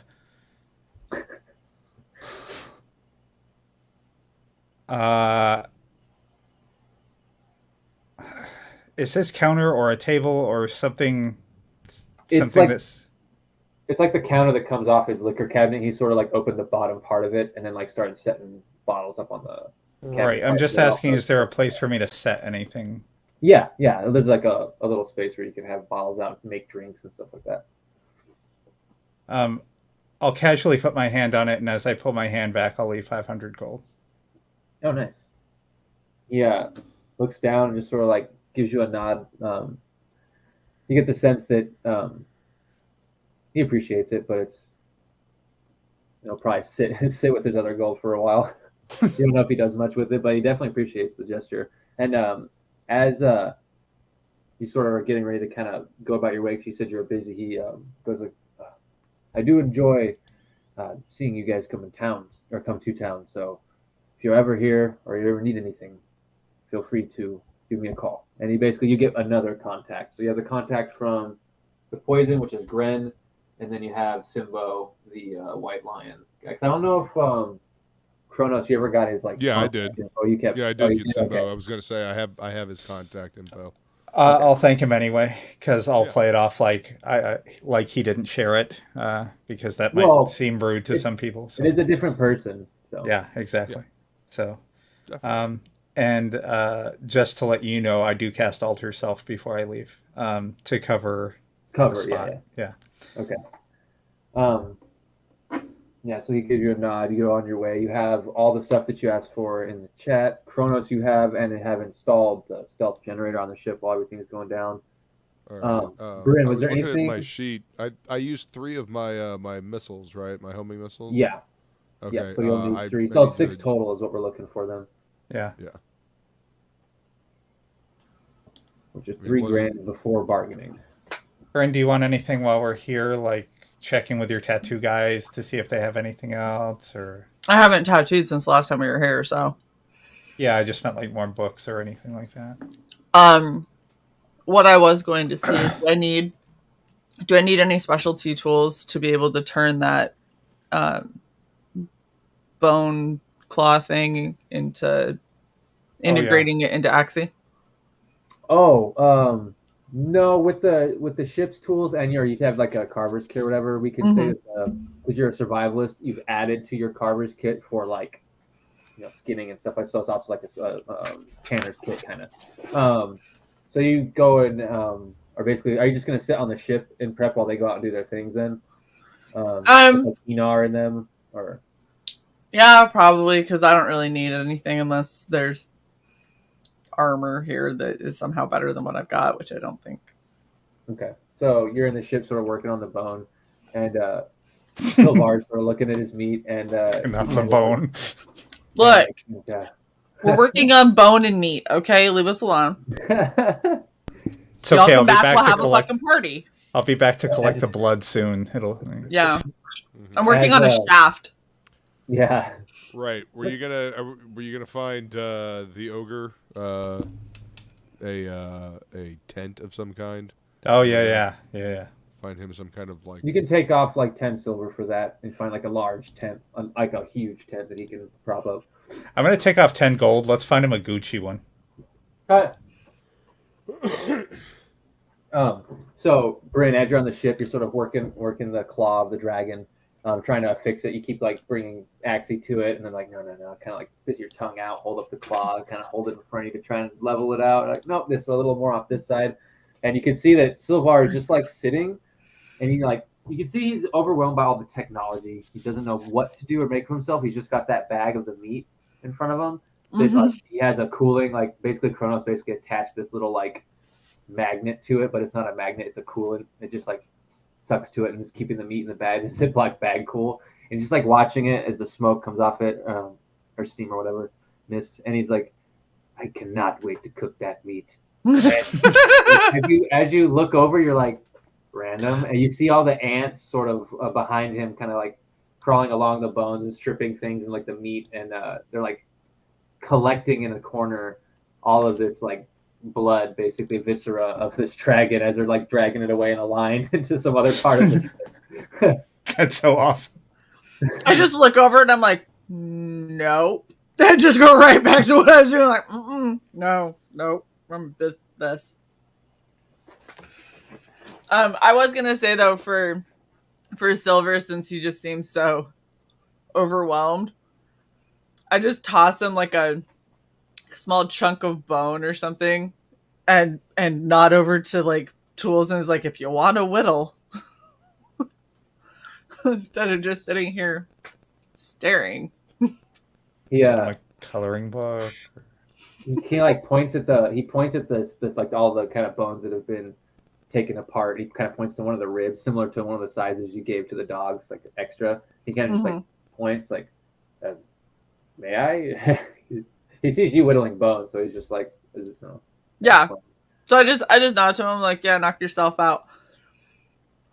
So yeah, he gets one of the small ribs, well, quotation small ribs of the dragon, just kind of starts like carving away at it, and you can see he's kind of making marks in it and outlining kind of where he wants to do, and you can see he's making like almost like a totem pole kind of thing shape that he's like kind of like making lines on it. But yeah, that's kind of, if you give him something to do, he's occupying his time, so you guys aren't just completely sitting in silence while he stares at a bag of cold meat. He's like, I'm gonna cook this so hard. He's gonna make a dragon rib didgeridoo. That'd be awesome. It would. I'd keep him around if that was the case. He's gonna cross class into bard instead of leveling up as like a warrior or something. I completely forgot. Did Frog G know him? I think they would have seen each other in passing. No, because the whole time, from my knowledge, I mean, Frog G was a mercenary. Yeah, for the Mage Guild or whatever they were called, the Techno Mages. So if he did recognize him, it'd only be as an enemy. Gotcha. Yeah, and I would say for most of the part, most of Frog G's memory ended up getting wiped when you guys were getting him off the all that shit because the High Crown hooked him up to their computers. Yeah, so he didn't remember a whole lot. Okay, yeah. Just curious. He's playing now. He's Terminator 2 Terminator. That reference. So I'm gonna find Kronos, and we're gonna go hunting for missiles, torpedoes. Right. Boom. And then we should be ready to go after we drop him with Jake. You kind of go to the same area where the hangar, where the Dwemer woman was, except you go into the big kind of hexagonal one. And I gotta look up his name because he's back. Oh fuck, what is his name? It should be right here. Oh, is it? Oh, never mind. It's not the guy that sold us that fucking ring, is it? No, it's not him. It's not a fucking Tabaxi. You see a guy kind of pacing back and forth, and he's like, not again. Oh, that one. He's got like 6 torpedoes laid out on the table, and then he's got some pulse rifles and some handguns and some personal shields, and he's like, okay, calm down. You can't kill anyone. They sense like a dog. They sense the anxiety. And he's like shaking himself out, and he sees you, Kronos, and he's just like, oh shit. His hands go down. He kind of like, where are you? He wipes the sweat off his forehead and brings it back over his hair and greases his hair back. He's just like getting himself ready. In the chat, directly to Kronos, you see, don't you fucking dare just say okay. No, this is Ulysses. Yeah. He's got the orcish tats in the ear, right? From Rising Prime. Oh yeah, okay, yeah. Yeah, that's. And he's got like greaser hair and a leather jacket, and yeah. Yep. By the way, we should look for grenades. I just remembered. Oh yeah. Let me open that. But as he sees you coming along, he kind of goes, "Get yourself together." And then as he looks at you, you can see there's a moment where there's like anger in his eyes almost, and it's not fake. He's with your passive insight, you can tell he's mad, but he's like forcing himself to speak up almost in this moment, or he can't help it. One of the two, like he's got Asperger's or something. It's one of the two, and he kind of just goes like, when you dragged me into that place, that bar over there, they beat the crap out of me. Why would you do that? I thought we were, we had kind of we thought we were friends. Dragged you into the bar? You remember you had left him at the bar, and he had ended up getting his ass kicked. I left him right there. He went to the bar by himself. Oh, Didn't really? he- Oh, shit. Yeah, no, I left him right there at his stand. You know, he was broken. I told him to, go relax and have a good time, and he went to the bar. Oh, that's what it was. Okay, so it was your idea to go to the bar. That's why. Okay. Well, it was your idea to go relax, so he's relating that to you. My bad. So you didn't drag him to the bar. Yeah. But yeah, so he's just like, you sure I did, and I got my ass kicked. It wasn't very relaxing, you know. Well, Well, what was your idea of a relaxing time, Ulysses? Sit at the bar and have a nice drink with a nice cold piece of ice in it. Uh-huh. did you challenge anybody? No. Okay. Did you bet on the So- wrong person? Because there are fighting pits over there too. It's a rowdy place. You get the sense that he doesn't think he did, but if he roped himself into a fight, it was by being an idiot and saying something he shouldn't have. But he doesn't feel like he signed himself up for anything that happened. I see. So you're blaming me telling you to go relax on you getting your ass kicked. Got it. You chose the venue, my friend. You could have, gotten some drinks and gone and sat by the river or something like that. That's relaxing. Give me a either one you want to use, but give me one of the charisma skill rolls. So like deception, or not deception, but intimidation, persuasion. Let's see. Okay. Do we want to scare him more? I mean, I'll try persuasion first, and if he persists, then I'll go with the intimidation. So No, we didn't run out of missiles. Some 30, person we 20. just used. 13 plus 7. 13 plus 7 is a dirty 20. Okay. Yeah, dirty 20. Dirty Making 20. me sad. Man. Disadvantage. Okay, dude, I'm not rolling that dice anymore. I got an 8 and a 3, so that's 3 threes, a 2 and an 8. Degrees. He kind of looks at you, and he's like, "So," and you get the sense that your presence is sort of taken hold, and he just kind of like looks at you and like, "So yeah, no big deal, no worries, no sweat off my back, but looking for some weapons." Oh my god. Next time you go to the bar to relax, maybe, don't shoot your mouth off. Just a suggestion. Don't know if it Oh my happened. god. Sorry you got your ass kicked, but, Anyway.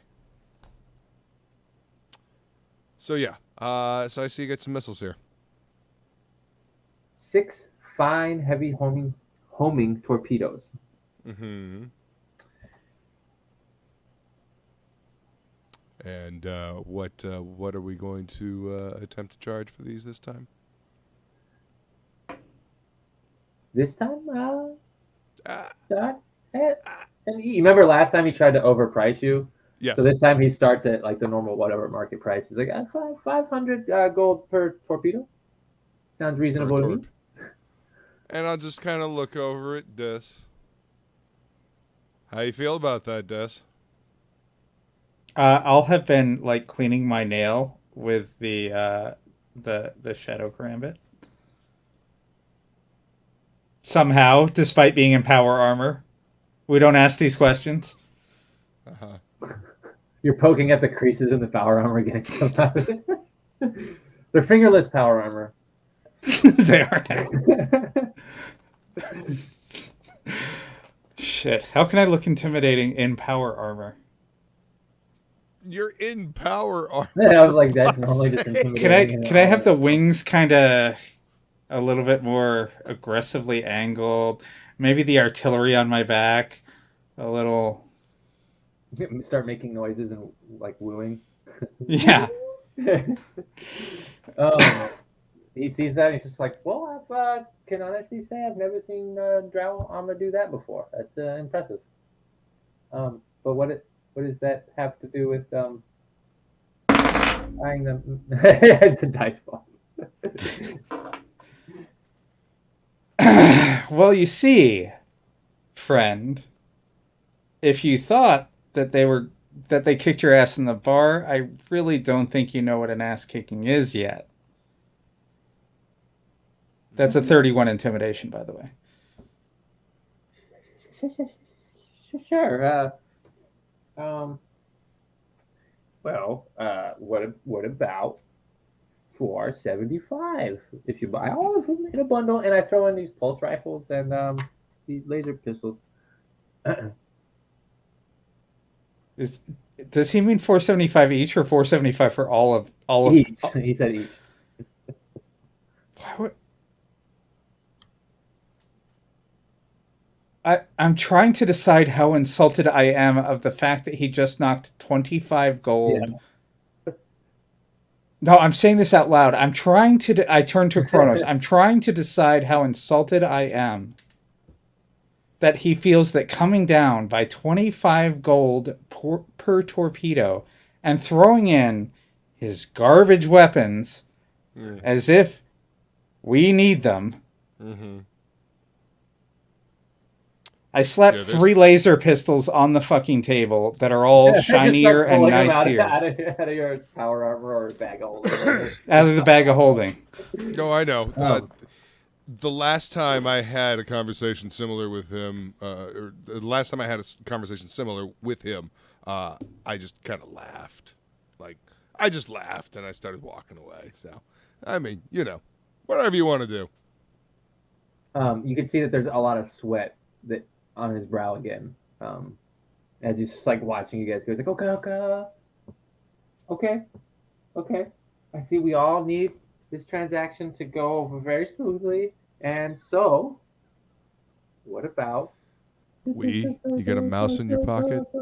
The 300, yeah, per torpedo, and yeah. And... Okay. Feel a little better about that. How about this? And I don't know why I feel as insane as I fucking do right now. I put 2,400 gold on the table. That is 4 each instead of 3.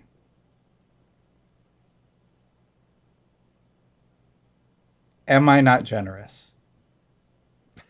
He starts like stammering over his words and he can't get a word out. You get the sense that he's like wanting to close the deal and stop himself from saying anything stupid to ruining what's happening right now. He's very scared with the 31.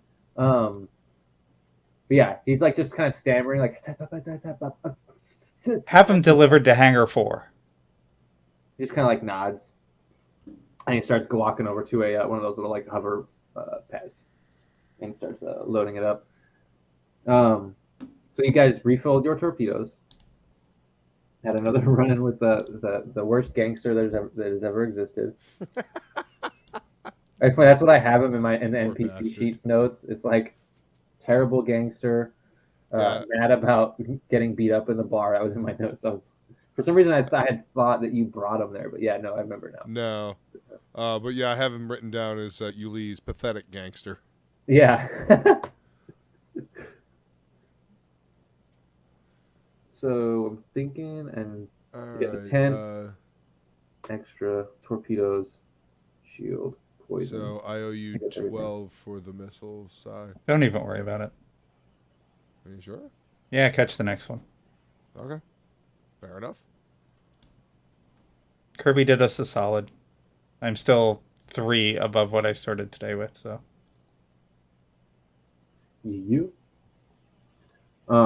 I'm sure the next time Yuli sees us, he's just going to piss himself. Actually, you know what? I'll take the 1,200, and I'll tell you why. Because I did not take into account that a lot of this is Shay's. So, I mean, Prince.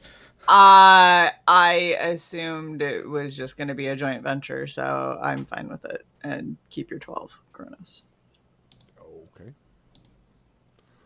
Well, while I'm down here then and out and about, on my ship, do I have enough supplies to make a couple of batches of liquor to sell at the bar? So I can make some money. Yeah, you had picked up a ton of fruit last time and shit for fermenting. And oh my gosh! So I know that you said dragon's blood is poisonous, but Could you, in very small amounts, distill it into a liquor and have it essentially like absinthe with wormwood-esque effect? So instead of warm wood, you want warm blood. Yes. Yeah! You could do that. Worm, WYRM. Yeah. Yeah. Yeah. I'm just sure saying.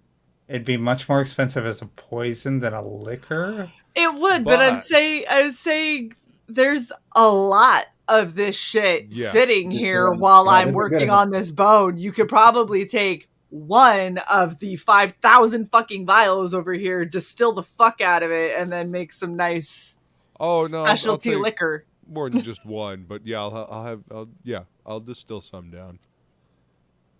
You know what? I'm just saying, it would be interesting. I know how you can make up the 1,200. You buy the grenades. Okay. There we go. Fine with me. So, grenades, huh? Yeah, let's ask the scared shitless guy if he sells grenades. No, there doesn't seem to be any grenades on his table. It's just a couple of the shields, the pistols, the pulse rifles, and the 6 torpedoes. By the way, he now has 3 more pistols. They're nice ones too. Oh, here's the grenades I found him. I was like, dude, I fucking made all of these. If I lost them, I'd be so mad. So, what kind of grenades are you looking for specifically? Are you looking for like the legal market grenades? Or are you trying to find something here on the low like you do with the poisons? Because that will require an investigation check, and you can aid each other with it. What's your investigation? That wasn't an actual accent. It was. I was gonna say, the fuck was that accent? It was like I started doing an accent. I know. Scottish, Irish, pompous. Douche. No, it was just ish. It was just ish. Yes. It was ish pompous. I cannot seem to find the grenades thing. I've got them. It's equipment. I'll send you the link right now. Oh, equipment D&D. Yep. Yeah. Okay, there it is. Okay. I think I changed the name because it was just grenades, and then I added. Okay, that's what I was looking for. Yeah. Rules. There's rules for shields. So like the air that you guys have, because they're still like whatever, sealed, but they recycled air from the environment around them. I took Spelljammer rules and kind of merged it with technology because the way they use air on their ships was kind of cool. So I kind of wanted to bring that into here. It makes like going to into derelict ships actually kind of dangerous if you're going to stay there for a little bit. I want to find any of these 10 that we can find. So give me an investigation check. Hey, Kronos. Yeah. You should help me investigate. All right.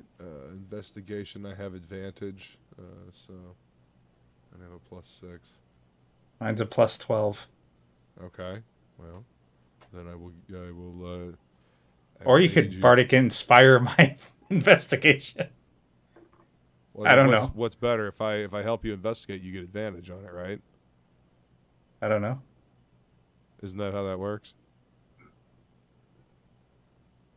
I don't know. Our DM left. If you aid, the person rolling gets advantage. That's the person aiding just is basically taking an aid action.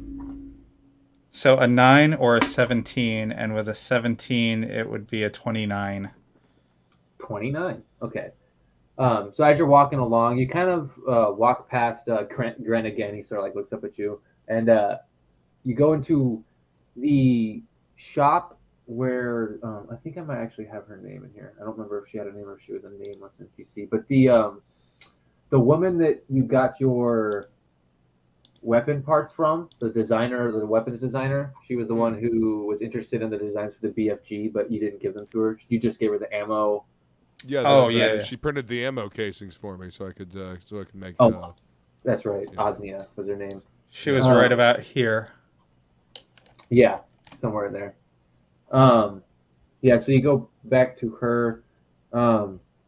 She's this high elf woman, rather tall and slender. She turns around and sees you, and her face lights up when she sees you, Kronos. I'm assuming you guys were going. This is like after you bought the torpedoes. Yeah. And when she sees you, she kind of looks at you and she goes, I have some schematics for you actually. The other day I've came across something. Really? And she sends you a file Mhm. that you can open later. And then she goes, was there something you wanted besides that? And you can see she's kind of doesn't want to talk about it with Dis here because last time you guys talked about it, you were alone, and she's not aware if Dis knows about like the BFG stuff, and it was kind of secretive. So she's kind of like she wanted to jump into it, but then noticed Dis and kind of stopped. I'm gonna lean to Kronos. I look sketchy. Yeah, she's yeah, like, oh, as no, sketchy as this one looks, she's with me, part of the crew. So in the know. I okay. So well, I know you weren't completely forthcoming with the designs, like you said, and I see now for probably good reason. And when you look through the file, you'll notice a few things. But one of the detail I wanted to talk to you about was it seems to the way this ammo is constructed with the right catalyst, it could create a singularity. I just had to ask: does this weapon produce black holes? And she's saying it very, very hush hush, like barely any like sound is leaving her lips when she talks to you. No, but I'm just gonna chuckle and be like, "Does it currently, or will it?" I guess I should probably maybe preface or qualify that with maybe not yet. I never really thought about it like that. What have you heard? No, just well, yeah.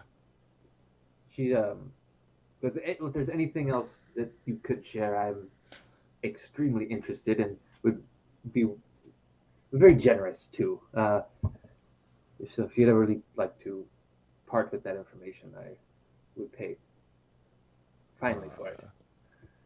We'll see what I can do about that. Black holes, interesting. So, Bryn, you want to shoot black holes? right? Big boom. You know, What if you shot two on top of each other? Out of game. Like I keep looking at like the gravity slammer and like the disintegration grenade. Yeah. Yeah. So is that what we're going to ask about? Well, while you're deciding whether or not you're going to eventually give her the schematics for the BFG, I'm making a hand gesture, like pulling a pin and little explosion hands, right? Little jazz hands at the end. Yeah. Very, very subtle. Then I make a gesture like one hand windmilling over, opposite the other. Like, can we speed this up? Bryn, do you care if the schematics of your gun are shared with the merchant that's providing us with magazines for your gun? Well, right. She's got some schematics that she's given me in a file that I need to go over, and I can always bring the document back to her. What we need to talk to her about is the grenades. We need to see if she can get us some of the grenades. What assurances do we have that if such a weapon were to exist, that it would not turn around and be used against us? So she looks at you, puts her hands together, and there's a look in her eye that you've only seen in one other place, and that's when Zalnan was talking about and had seen his hamsters. There's like a gleam there that you notice the same. Well, Kronos with your passive 22, you notice it. And she goes, honestly, I don't care that this technology came from a weapon. What I would like to use is, but with my, the math is correct. I might be able to assist in breaking through the technology for the gateways, and we might be able to leave our solar system. It's the one thing in science right now that many of us are toiling over. We're fascinated by this strange mathematical equation. And the way that she's talking about it, about like all these people working towards this thing and scientists working towards this, you think this might be a side effect of the game waking up? The scientists or people who are programmed to be scientists who have noticed the code, who haven't completely woken up, are digging into it. And it may be how other people have woken up in similar ways by like asking the right questions. So Right. she's digging into it, but she's basically explaining that she doesn't want to use it as a weapon. She wants to use it as a way to like escape their soul, to advance science. She's more of like a Star Trek scientist than like a weapons person. Also, she would have that knowledge, and it could get out if it's. I mean, it could get out from you guys using it, but it'd be Right. harder. But giving it to her would be a place where it could be taken from that is not protected by you guys. So there is that risk, but she doesn't want to sell it off. You get that with your passive 22. So that's a good. Yeah, base. but if She's she not hiding anything. the I mean, I realize she's a weapons dealer, so she deals with people all the time, and I'm sure she can take care of herself. Yeah, but pardon the pun, this is an entirely other caliber of. Yes. Mm-hmm. And she's not a complete person. She's technically a video game construct at this point, not fully awake from what you're, scanning the game code and all that stuff would show you. So there is Right. like a risk of it just going out into the game code and Yeah. things. Yeah. Yeah. That is actually kind of what I was afraid of. I don't want to suddenly roll up on the Elven High Council and they're firing at us with BFGs. Black hole guns. Yes, that. Black hole guns. No. And, well, what we actually came here for are Grenades. Some grenades, and not the nice kind. Oh. I'm sorry, there are nice grenades? There are more tame. They blow up and give you a hug? Yes. Yeah. Healing grenade. Mm-hmm. I'm gonna throw this grenade at you. It's gonna sparkle glitter everywhere, make you feel real happy, and then eviscerate you. Mm-hmm. So she hands you a data pad, and it seems to be a secure data pad, and she goes, "These are our selections, the normal ones, but you'll get these ones." And she kind of scrolls down and like taps on the pad in a certain way, and like opens her fingers up to reveal like a hidden app on the or selection menu on the device, and you get what she does have are gravity slammers that are illegal. She has anti-magic grenades. And Yes. she has the VX nerve gas. Or sorry, not nerve gas, the atomic door knockers. The disintegration grenades and the nerve gas are not, she doesn't have access to or have them. But she does have atomic door knockers, gravity slammers, and anti-magic grenades, which are basically a form of chaff grenade, but specifically for magic devices. And magic. It's a straight up anti-magic, no magic. It's a 50-foot area. Holy shit. Yep. All right. How much of each does she have? So on hand, there's cases. So a case was like a small, like kind of handheld case that has 5. She's got a case of each of the illegal, and she could synthesize, like print or like construct more, but it would take her some time. But then she's got a case of each of those on hand, and it's of, like I said, 5. And the prices, I think, are on there. Yeah, the prices are on here. Yeah. So 1,500. Her asking price. Plus 300. 1,800 plus. And then 1925. as you're doing that, she basically says, like, if you were willing to part with the schematics, and you want, whatever you want, I would be willing to add on a little price to that and make a even trade. Hmm. See, the problem is it's not my schematic to be giving out, so I would need to confer with a colleague before that. Yes. You can see she's like disappointed, but she's looks back up. She's like, "Yeah, I understand." I do I appreciate mean, the offer. you though. could neural link me and. Yeah, I know. It's just she I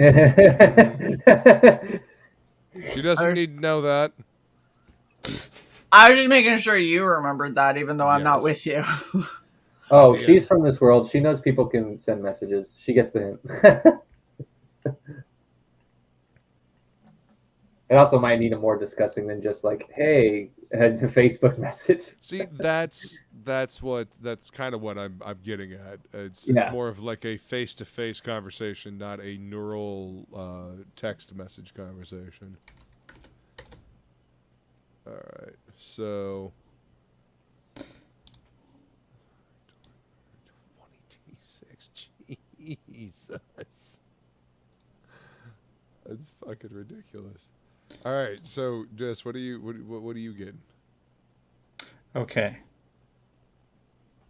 Like, 'cause God, how do you go halvesies on 5 grenades? I know. I mean, I figured we were probably gonna clean her out. I mean, I don't know how many atomic door knockers do you think we're going to use? 5. Probably all of them. 5. Every last motherfucking one. Okay. Okay, let me ask this question, and this is in our private. Bryn, grenades. Yes. How do you feel about having them?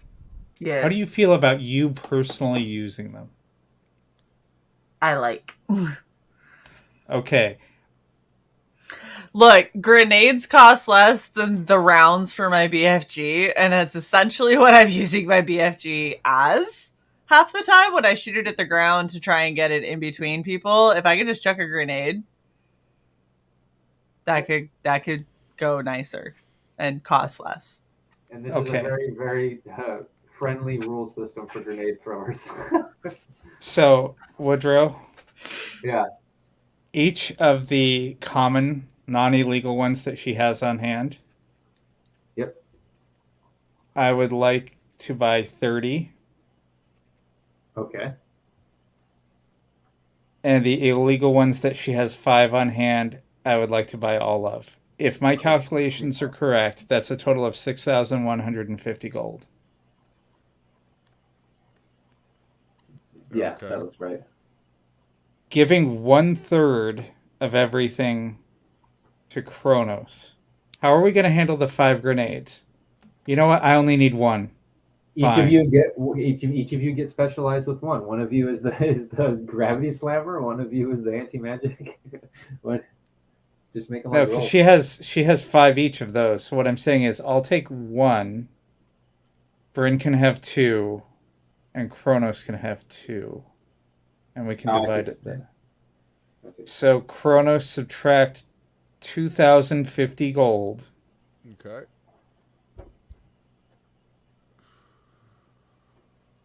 And I'm subtracting 4,100 gold. So us pay 2 portions, you pay 1 portion. Does that make sense? Mm-hmm. Okay. It does. It does Now- indeed. 2,050, you said? Yes. Now, Woodrow, the reason I was saying that is so you could stick shit on our character sheets in between. Gotcha. So you guys, you're taking the 1 then. You're taking the odd one. Yes. Okay. So each of us is going to have 10 each of the standards. Yeah, and then we'll have 1. They'll have 2 of the other ones. Yes. Exactly correct. Gotcha. Yeah, I gotcha. All right, cool. Yeah, I just, for housekeeping purposes, I wanted to simplify everything down. All right, cool. Yeah, I appreciate that. That made it very easy. So we hand over 6,000, whatever I said, gold. Oh.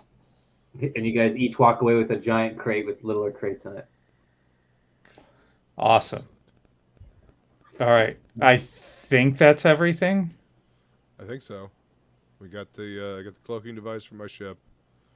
Got Torpedoes, grenades. torpedoes and grenades. I offloaded 3 laser pistols I didn't want to keep fucking carrying. I didn't realize got you just your- left him there. He's like afraid to touch him. He probably won't even take him. They'll probably be there when he leaves. He's What? like, I'm not fucking taking this. Walking back by his stand, because I'll assume he's delivered our torpedoes by now. Yeah. Could I see him staring nervously at them? Yeah, you can. He's just kind of like looking at him, like he's got some of his stuff packed. And he's just kind of like looking at him with his arms crossed, with one hand kind of up on his chin, just like. I cut my His hand to hand. the side and just yell, "They're yours!" Oh, okay. They won't bite. Sure. They're not going to explode either. You know, this is what happens when you're an evil motherfucker, but then you do nice things for people. Yeah, he's like trying to figure it out, process it. Well, and the 31 intimidation or whatever it was. Yeah. Yeah, 31. Let's see. I'll go to intimidate like a marshmallow, and I'll roll a 4. With a plus 15, I'll still roll a 4. Somehow.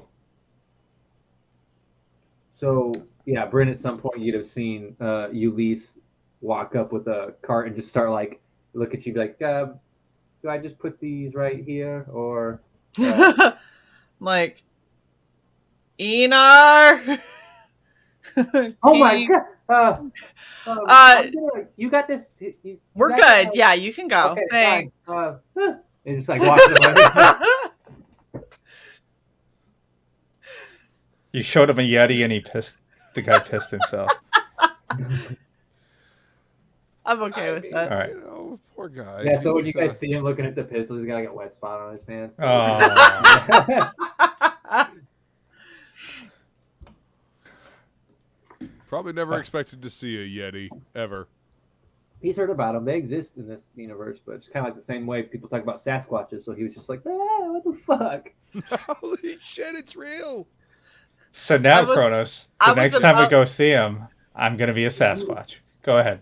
I was about to tell him, don't worry, he's harmless, but he was so busy stumbling over himself and peeing, I just decided to let him go. Right. Seemed easier. Yeah. But yeah, you come back and this, you have the little extra things that you had bought as well as you guys approach back with your 2 giant crates of grenades. Awesome. Bryn, are you done with your bone for right now? Sure. I got you flowers. No, thank you. Enar comes up to try and take it from me, like, no, honey, these are mine. These are Mama's. Go with the other stuff. He like points to the torpedo and to the flowers, and he's like, I don't get. Oh, okay. He's like, And just runs off. as the Yeti walks away, Sylvar's just sitting there, still whittling on the bone, just like watching the Yeti go away. And he's like, fascinating. Look, and he like turns the bone to Kronos, and he's like, I have started with the bottom face, and he's like carving like a face on the bottom of the bone, his little totem pole. Nice. So yeah, we've been busy. We've been busy while y'all have been while you ladies have been shopping.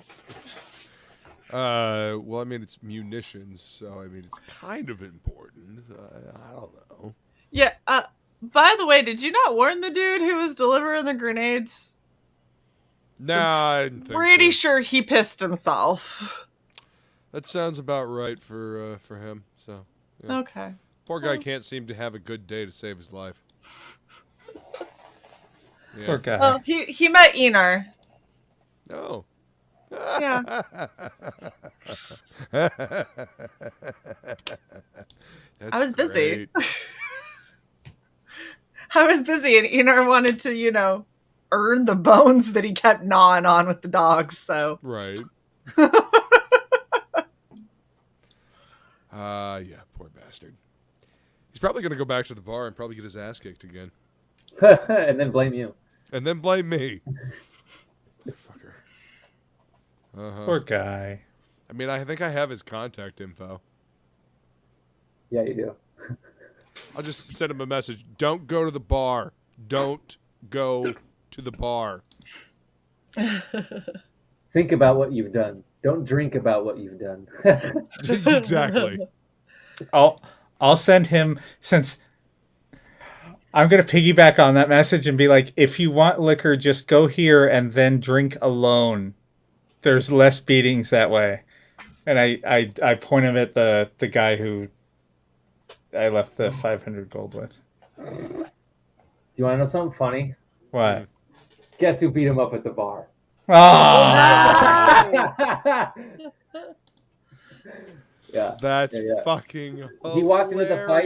He walked into the fight that I set for every like party to go get and fight at the bar. There's always like a bar. It's like a classic, trope, whatever. There's always like a fighting pit at the bar. Yeah. So I made Right. one where they were gonna try and pull whoever came in once they were rowdy enough, and then he just happened to say he was going there because you gave like, "Oh, cool off." So I'm like, "I'll have a drink." And so when he walked in, I mentioned you see the white line like pulling him in, because I remember at some point you had seen the line in the bar being rowdy. Right. I I don't know saw if it was- Leonin going into, the party's here or something like that. Yeah. So that's who he ran into when he had gone to the bar himself. The Leonin basically pulled him into the fight and was just like, I goaded him into it. And he didn't even hassle him that bad. Ulises just a pussy. Oh. But yeah, so yeah, you give him the coordinates, not knowing that, and he's gonna show up at. Oh no. Great. This is just working perfectly. I love this. I did say don't go to the bar. Oh god. But at Okay. least he'll blame you this time, Dis, not me. Whatever. He just Uh-huh. doesn't give a shit. Look. Someone has to get beat up. Yeah. Better him than us. Exactly.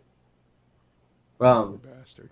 And you guys were stopping by just the Grove to just drop Silvar off with Cesare, correct? Yeah, with the Gucci. I also I subtracted some gold. I wanted to get him like a camping cooking set. Oh yeah. You could have got like the like with the tent. You find like a really good Yeah. kind of like old school and new school sort of like 2-in-1 cooking set, so you can use it old ways, or it could function with like more high tech functionality. But whatever he's comfortable using. Exactly. I was trying to be nice. He's like, this thing boils water so fast. Why does he sound like fucking Edgar's suit again? That's funny. But yeah, so you guys go like whatever. I think it said it was like 8 miles from her hut or something like that. But you guys fly the short distance to her grove. When Enar gets out, he goes. He looks around. And he's like, "Oh, this does smell like the place I appeared when I was taken away from my home." And he takes like a deep breath in and kind of like begins to walk around and feel his feet on the grass and stuff like that. And Suzaria kind of comes out. She goes like, "Oh, we have visitors again, I see." Yeah, sorry to kind of show up unannounced and. Why to call ahead, another asshole? refugee. No hassle at all. Is there something you came for specifically, or? We got him his own lodging. Yeah, we have a Ted. He's not doing too well up in space. Doesn't really feel well up on the asteroid. His are a simple people. She looks and goes like, "I'm guessing he came over with you guys in a way." Yes. Yeah, came over from the other place that we were. Yes. Yeah, The same place as the almost vampire. I see. No, there's plenty of space, and if they didn't get along, there's plenty of space on opposite sides if need be. And you see when she says that, Silvar's like, "Oh no, I don't mind the horrible woman's presence." And Cesare just kind of goes like, "Oh, so they have met." And yeah, so she's like, "Oh, follow me. I'll show you. You can take your pick of the grove." And she kind of begins to like follow, like guide him around.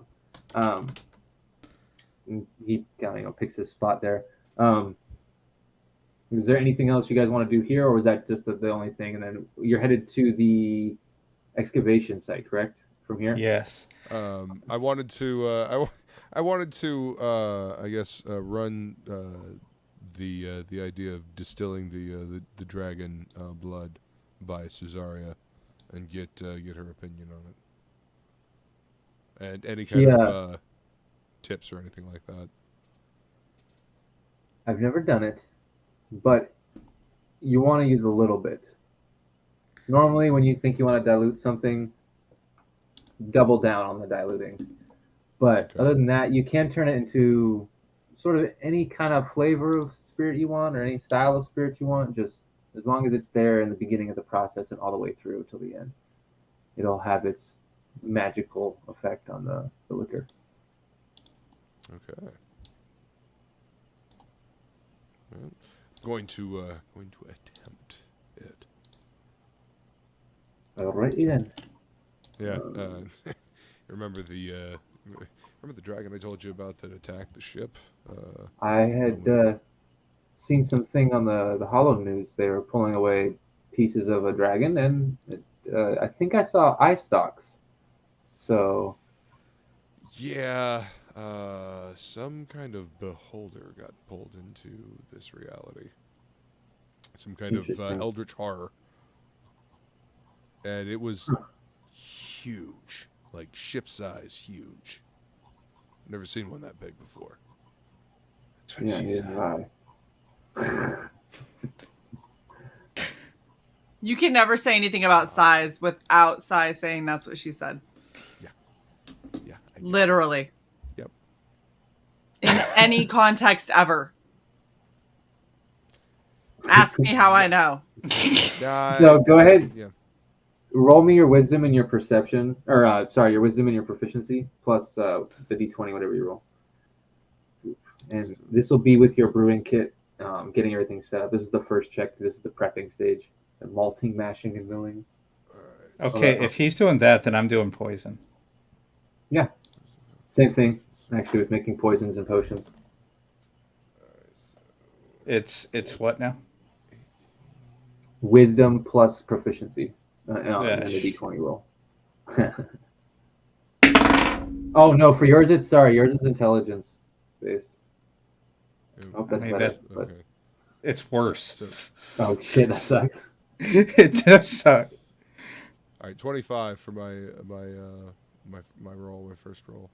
You said wisdom plus proficiency, so 18 plus 7.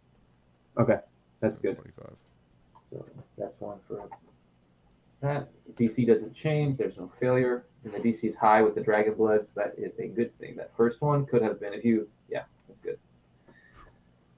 And then Dis, what was yours? 22. Okay, good. That's also good. You're not trying to do something as hard as this, but No, I'm not trying to make something poisonous ingestible. I'm trying to make something poisonous be poisonous more not poisonous. ingestible. Yeah. So it's pretty easy. You just like put the dragon blood down. You're like done. The brewing rolls, which is the boiling or fermenting, which in this case is fermenting with the dragon's blood. Yeah.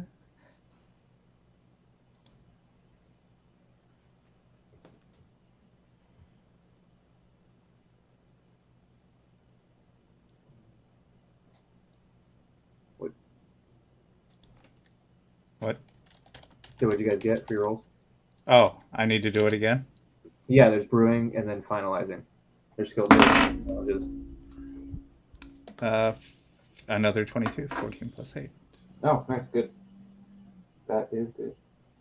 So 17, so 24 this time. 17 Okay. plus 7. That is good. 25 is verse 24.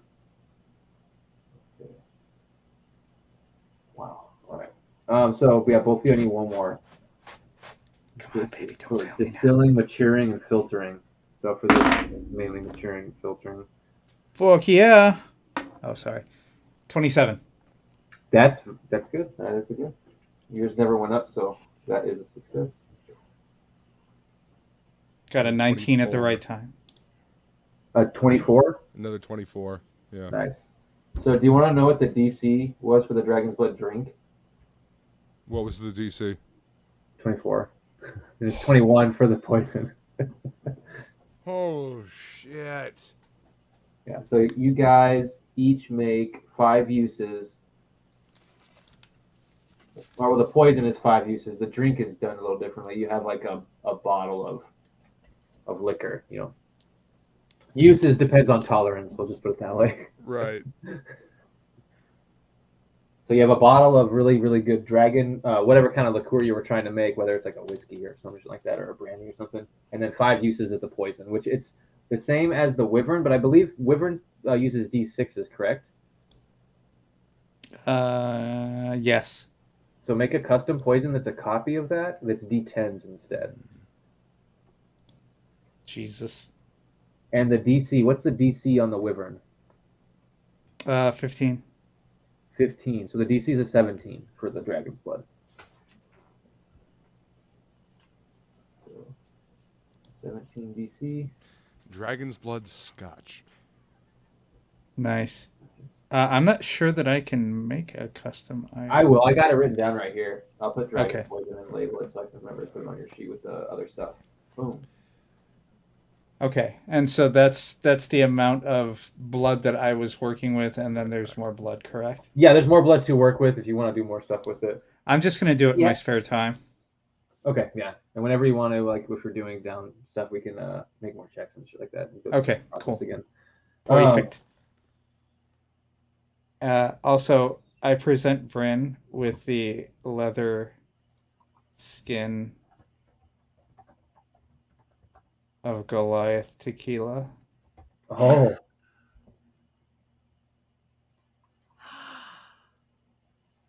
Trying to get me drunk? I figured it was about time I did something romantic for you. I got you a weapon edition. I love that the romance is here's some flowers and a weapon. And tequila. And some alcohol so you can make poor decisions. Yes. I know you. The best part, hold on, time out. The best part is out of game, this is also the way to get me. Yeah, I know. Like you're like, hey babe, here's a new knife and some liquor and a flower. Be like, oh, best birthday ever. So, do you guys toast with the liqueur? Fuck yeah. Or the poison? Mhm. Maybe you toast with the poison. I don't know. Maybe you're. And toast alcohol. I'm not drinking poison. I'm going to take a sniff of what he gave me. I really hope this doesn't taste like liquor or smell like licorice. No, not the Scotch does not. Wait, the Elven wine? Yeah. Oh God. Oh God. Oh wow. Hold on, let me All change what it was in my Hang head real on. quick. Well, feline, you're a cat, so that would make sense. What'd you say you have to figure out first? My girl likes dead bugs. She likes rocks too. No, it doesn't smell like licorice. It definitely looks like a Jägermeister, though. Oh, God. Luke, I know exactly what you meant by that rocks comment, too. That's what made me laugh so hard. What? Yeah, Geo.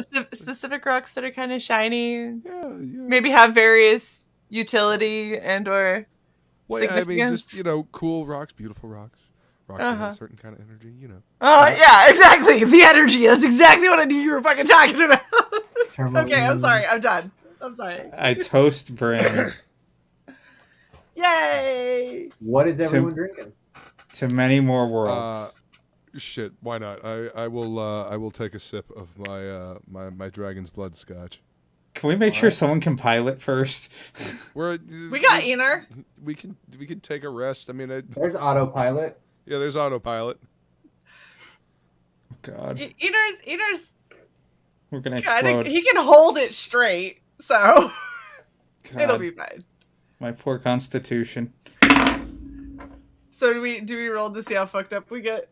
Well, it depends on what everyone's drinking. I need to know what people are drinking because I'm drinking my stuff. I was going to pour myself a little, you know. So everyone's drinking their own each individual liquor, correct? Yeah, I'm drinking what Sty just brought me. So because the Goliath is drinking the Goliath tequila and they're just like shotting, there's no check. Same with the Drow. Drow drinking Drow wine. It hits your lips and it's very sweet despite it's what you'd think would be like a dark, kind of thick liquid. It's actually rather light, or like a wine. It's just very dark. But it's nice. It's like actually kind of like a berry, like blueberries and stuff like that. But Kronos, I need you to make me a Constitution saving throw. You died. No. Mission failed. We'll get him next time. +3. Thought another body. Kirby's like, you could use my power suit. 19 plus 3, so that's what, 22? Is that what? Did I do that right? You beat 20. So as you drink the liquor, you feel an embodiment. Something surge through you. You sort of like embody aspects of the dragon for a moment. You get very prideful in the boasting as you guys are kind of, toasting this moment. And then I'm just talking about like in your feeling, like what you feel. You don't necessarily like reach it, but you feel like there's all these emotions, all this pride, and then it eventually stops. What is your favorite attribute that you have? My favorite attribute that I have? Yeah, so like strength, dex, con, that sort of those attributes specifically.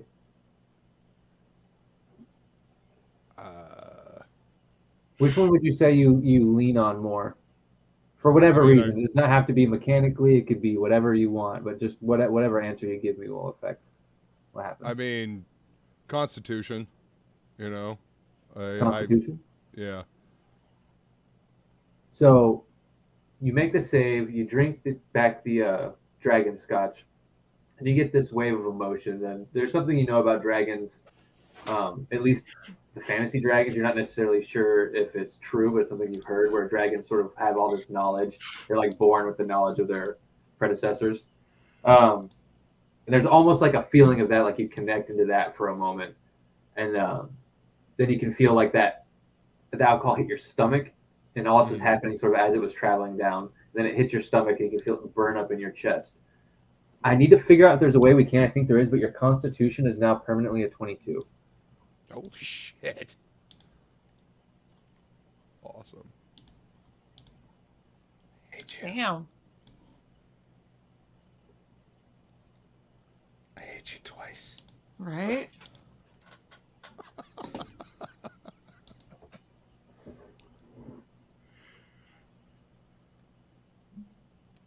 Is this where I backstab Kronos and drink the rest of it? Drink the rest of it.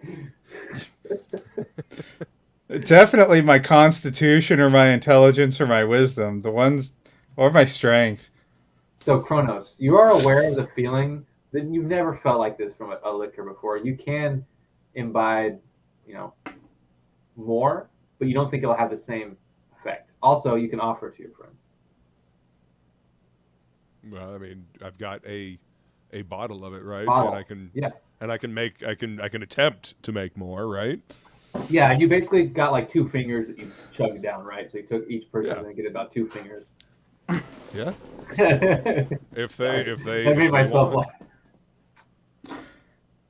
What do you think, Brent? Yeah, let's give it a shot. What's the worst that could happen? Oh, Are you willing to try? Why did you fucking say it? Ooh, I think it's creative. Save that for Bryn. She's the one who guessed it. Because I'm the one who's gonna roll shitty anyway. Let's be real. Yeah, I'll get her with this, and then I'll get you with what Ulysses does after you send him to the Leon. And he's gonna get even with you. I'm just kidding. He's gonna become the new BBEG. He's sick of being kicked around. I found it with this shit. And I'm not gonna take it anymore. And a cybernetic spine. All right, Shay. Cybernetic spine. So, give me Constitution saving throws. And you guys didn't go crazy on the alcohol before. No one had slipped up and said they get trashed or anything. So No. no disadvantages. Nope, just wanted to taste it.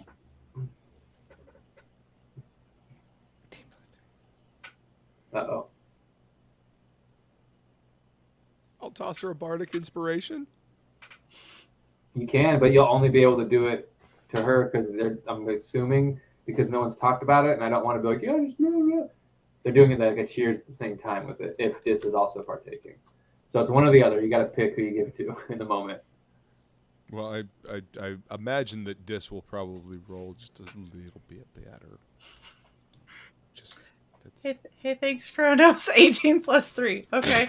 Yeah. So- Yep.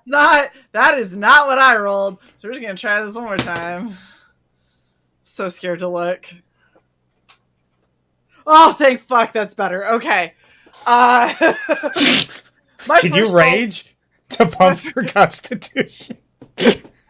My first roll was a 4. My second roll was a 16. Plus 9. Okay, good. Holy shit! Yeah. Yep. So this, what was yours? It was 18 plus 3. Plus 3? Yeah, so 21. Okay. Lucky. Your Constitution saving throw? Plus Yeah. 3, yeah. Oh. Okay. Rogues. I guess that's true. Rogue elves. And plus 3 is pretty good for a rogue elf. So same thing kind of happens to you guys as it's going down your throat into the stomach. You kind of get this rush of all this knowledge. You can't really hold on to any of it, but you get like the sense of conquering from the dawn of time, like wiping races from the planet. And then it hits your stomach. What sort of attribute are you leaning in? Do you lean into the most? And it's going to be the same effect. So you can't like stack it with something that's already like how you would just be a waste. Yeah, so don't put it on your wisdom, I guess is what he's saying. Yeah. I mean, what But would then be you the can get better rid of one the to cursed put ring. Either your con or your strength, I would say. Well, my intelligence is a plus 0. Shooting is dexterity. Yeah. And then intelligence wouldn't be bad. Get some kind of a plus in intelligence. What is Constitution? Your from hit these points. checks? Yeah, your hit points and resisting like poisons and stuff like that. Concentrating on spells. That's I got other stats that'll do that. that's what we used. That's what we were going through when we did the drinking contest. Right. I handled that okay. Let's put it to dexterity because I do that a lot more. Okay. So yeah, we'll figure out for you. I think you can make the custom shit on there. I gotta figure that out. But so you did Dex, Con, and Dis. God, I don't know. Am I more dex or am I more charisma? Well, I mean, you're a They're- rogue. Wouldn't They're both already Dex? super fucking high. Right. Yeah. I mean, when I think of rogue, I think of Dex immediately comes to mind. And you do well enough with your charisma Also- / intimidation shit usually. You also know that if you're going to hack computer systems, it's based off intelligence, and if you're going through the Elven neural network, or like the psionic neural network or whatever, that is wisdom based. It's like wisdom saving throws. Well, there you go. As well. Yeah. And that would The be like el- with your ship. So that might be. Okay, so the elven one is wisdom? Yeah, like for you, for going into your ship's Okay. network, so the Elven. You see, it's all using like I mean, basically like the you're the only Force. one who can You do can kind of that. equate it to that. Yeah. Okay. By the way, guys, to be able to do this, did you guys do manually rolled stats? Because you can just enter them. there. I didn't change anything on mine. Oh no, I haven't changed it yet. Yeah, I can go in and change that. Shit. Yeah, I forgot you can just do it where you roll the fucking. You can just change it at the base where you make them. I forgot that. Oh, actually, you can only go so high. It only lets you go up to 20. It only lets you go up to 18. Yeah, I might have to make. That's why I didn't know if they'd let you go past the thing, but I'll have to make items or whatever, similar to how I did with Bran, but it'll just be called like Dragon Enchantment or something like that, or Dragon Drink or some shit. But yeah. Oh, you can override lower on it. Oh, okay, cool. Fuck.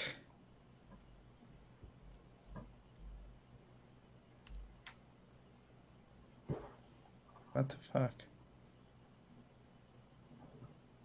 I'm sorry, give me 1 second, because this character sheet is telling me one thing, and it's... Why is it telling me I have... I can fix it. This is why I don't fuck with it, and I just let Woodrow make it better, because he knows what the hell he's doing. Sometimes. Or how to fix what you break. The second I hit abilities, it told me my wisdom is actually... Okay, that's why. It was a 13. So it's a 15, so it becomes a 17 because I get ability score increases as I level. Okay. Yeah. Okay, that was confusing. My lowest stat is con. My second lowest stats are wisdom, intelligence, and strength. So you went wisdom? Is that what you're saying? Or wait. I think this is still debating because... Oh, okay. Wisdom is fine. You don't have to do whatever you want. I just thought that's what you said. Well. Yeah, I'm wrestling with the out of character. Like, I have a rogue and their highest stat is wisdom. Yeah, but it doesn't, really change much. That's going to aid you in something that only your character can do. Yeah, true. Navigating the Elven neural network. Yep. Okay. I mean, that could be fucking clutch at a certain point. I'm just playing devil's advocate here. That's all. Okay. Done. Shit, this just fucked up every one of my scores. All right, I'll worry about it later. How did it mess up your scores? It dropped everything. Like, it put my strength at 13, my dex at 16, my con at 13, Yeah, because you re-rolled your stats. He's got. I didn't roll them. Oh. The only thing I changed is the override in abilities. Yeah, I can go in and fix it. Cool. No, it's fine. We can just keep going.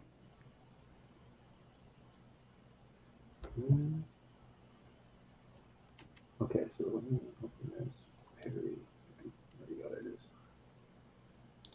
It's so funny. Every time I do that now, I can't not notice it. Let's see. Is there anything you guys wanted to do here before heading to the asteroid? Do you want to head to the asteroid now and sort of see what's going on down there?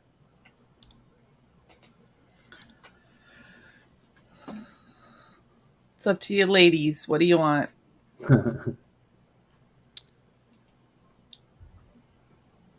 I only say that because I didn't go shopping.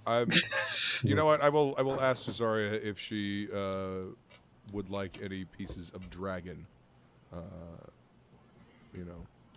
I assume we still have plenty of leftover bone and whatnot. Yeah, she'll take like a piece or something like that. She's like, yeah, I can always use a piece of dragon bone. You never know what you can do with it. Well, I know you're constantly trying new things and looking for different things. Never know when you could need it. So have it. Figured I might share. Appreciate it. Yeah, absolutely. How are things around here? Noodle behaving herself? Yeah, things have been actually really quiet. Back to kind of how it was before you guys showed up a little bit. So. Well, that's good. No more carnivorous plants taking over zombie hosts. Okay, good. Not around here. All right, excellent. All right, well, it seems that we are off again, and I appreciate you taking in another refugee. No worries. I kind of like having some company around here, and he seems nice. And you just see him like putting up his tent, like struggling with putting up the giant tent or whatever. Then Seems to be kind-hearted. Likes to cook. By the way, I fixed it. okay. She wishes you off. Grabs your hand, kisses it, and just be like, "Fly safe." Hopefully, when things are more quiet for you, we could just have some time to ourselves for a little bit before I'll be back to visit and stay for a little bit. Good. And eat. By the way, he loves to cook. Yes, he mentioned that when I was showing him around, so I told him he could take anything he wants from my garden. So that should be interesting. I gave him a dragon steak. That may be the first thing he tries to cook. I think I'll help him cook that. There's Yes. some techniques that might need to Neutralize work poison. that meat. Yeah. I'm assuming it's like puffer Hang on, fish. hang on. Like Yeah. Still got. Okay, so I'd like to get that recipe as well because. So out of game, Woodrow, can I have my synthesizer scan the meat after I prep it so it comes out, ready to go? So you can, but there won't be any more of its magical properties. So you couldn't No, then regenerate it to make more poison. Right? More No. stuff, but It's you could literally generate it in just a terms of dragon meal. steak. It's kind of like a cow steak, but it's fucking dragon. Yep. You can do that. Okay. And you can program it with all kinds of recipes to come out already cooked and prepared in a variety of ways. Still not going to be as good as the steak. Dragon roast beef, dragon meatloaf. Yeah. Oh god. Dragon meatloaf. And every time I eat, a dragon steak and eggs in the morning with my coffee, I'll think about Boots and how it didn't have to be this way. And I'll make Bryn dragon ribs. I tried, man. I tried. Big fucking dragon spare ribs. So when you do make the dragon ribs, it asks you like a percentage of size all the way up to 100%. It can't go higher, but it can go lower. So we're gonna have a party. We're gonna do 100%. We're gonna feed an army. And we'll have only replicated one rack of ribs. Yeah, Yeah. as you do that, like as it's being printed, the ship's power browns. You know what? We have to cut it in sections and start taking it out of the kitchen area. Well, you can't take it out of the kitchen area. Dragon steak. Oh. It's like when a printer jams. Yeah, girl, you just made me hungry. Stack it up in the corner and be like, "All right, everyone, you're gonna have to." This is how we're gonna celebrate once we take down the base of the slave ship. Have a big old feast, and I'll bring him some dragon ribs. But yeah, obviously wouldn't have the magical properties of the original. Yes, it won't have the magical properties.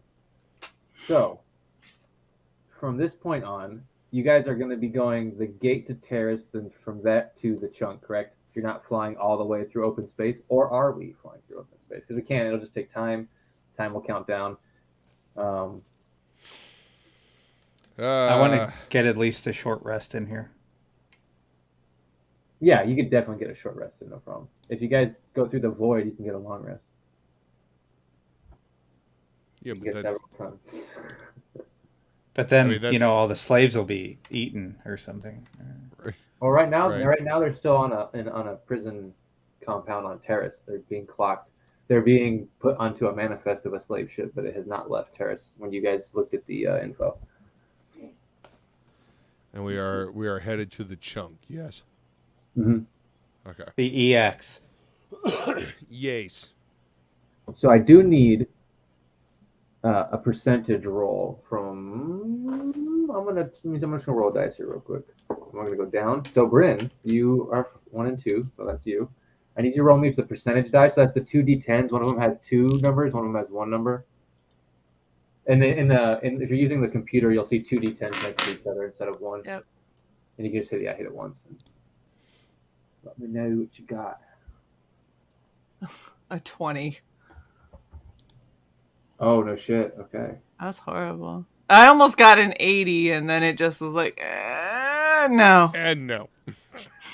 Like I Oh. watched it slow motion. I watched it Oh. sit here, and I was like, ooh, 80, and then it was like, No. 20. Okay. So We die. you guys are taking You guys are taking the gate system, right? Yeah. Mhm. I thought so.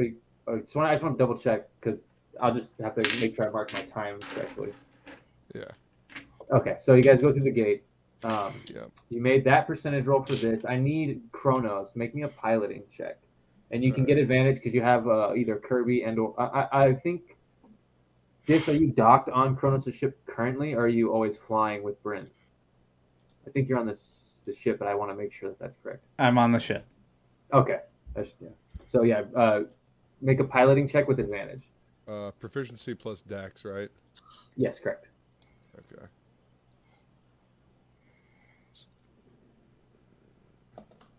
Check. 19. 19, and you're Plus 8. okay.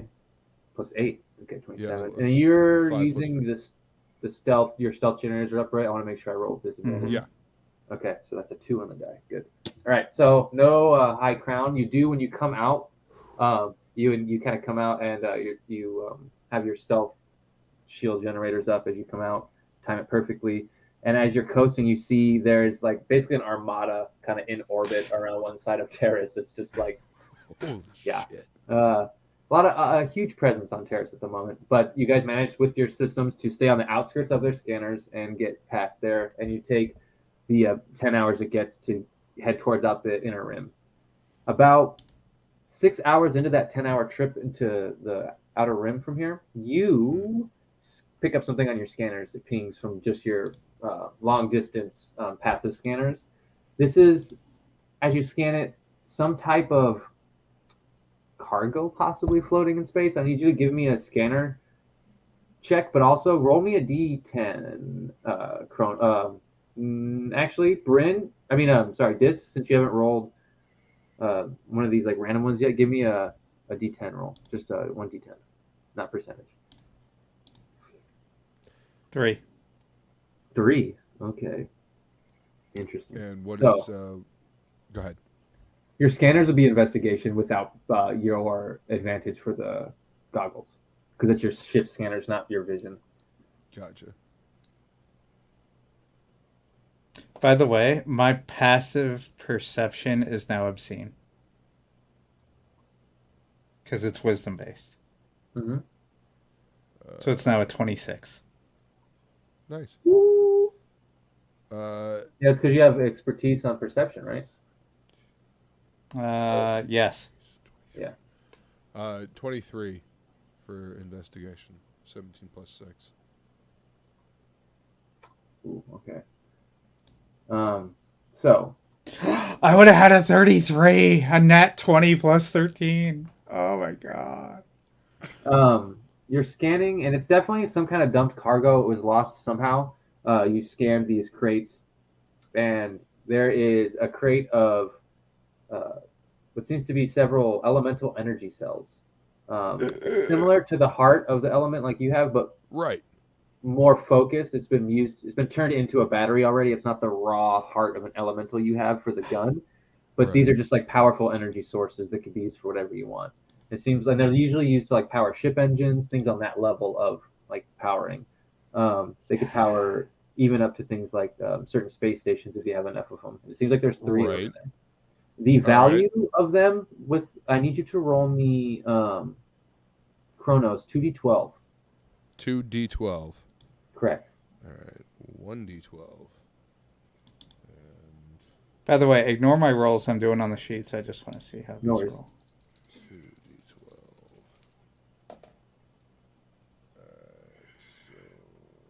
Do I even own a D12? 5 and a 3. 8.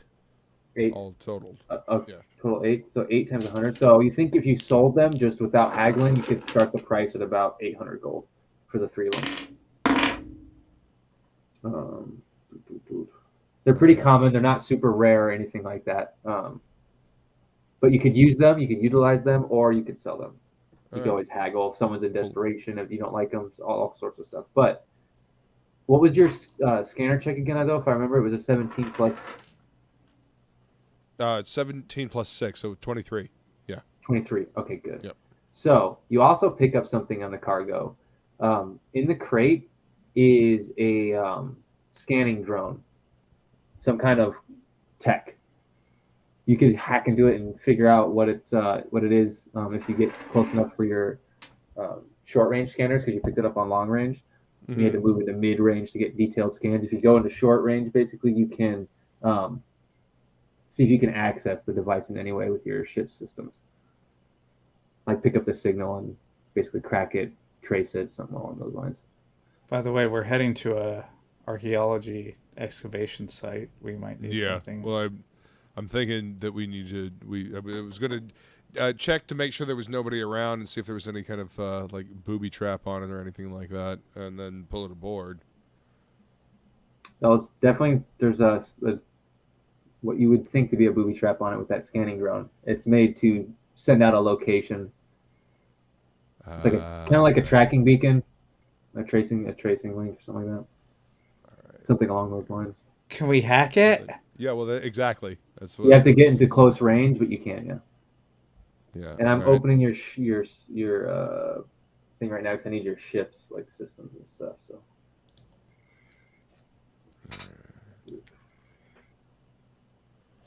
Extras. Eviscerator. Yeah, Eviscerator. Yeah, that was. I told you guys why his ship is named the Eviscerator, right? That was the first band that Kronos put together. It was like an 80s throwback thrash band. And he had some dude like spray paint like Eviscerator on the side, like, you know, doing airbrush on the side, like some wicked thrash logo. And so that just kind of stuck after the band dissolved. So that's why the ship is named Eviscerator. Okay, so you have plus 10 to the save on this. So your ship's Constitution save is 6, but it's actually plus 16 for this specific thing when you get into short range and scan it. So go ahead and give me a Constitution saving throw of your ship. Okay, so plus 16? Yeah. Because you have the hardened thing on your ship's system, which gives you a plus 10 to the save against like EMP or things hacking your electronic systems or attacking them. So.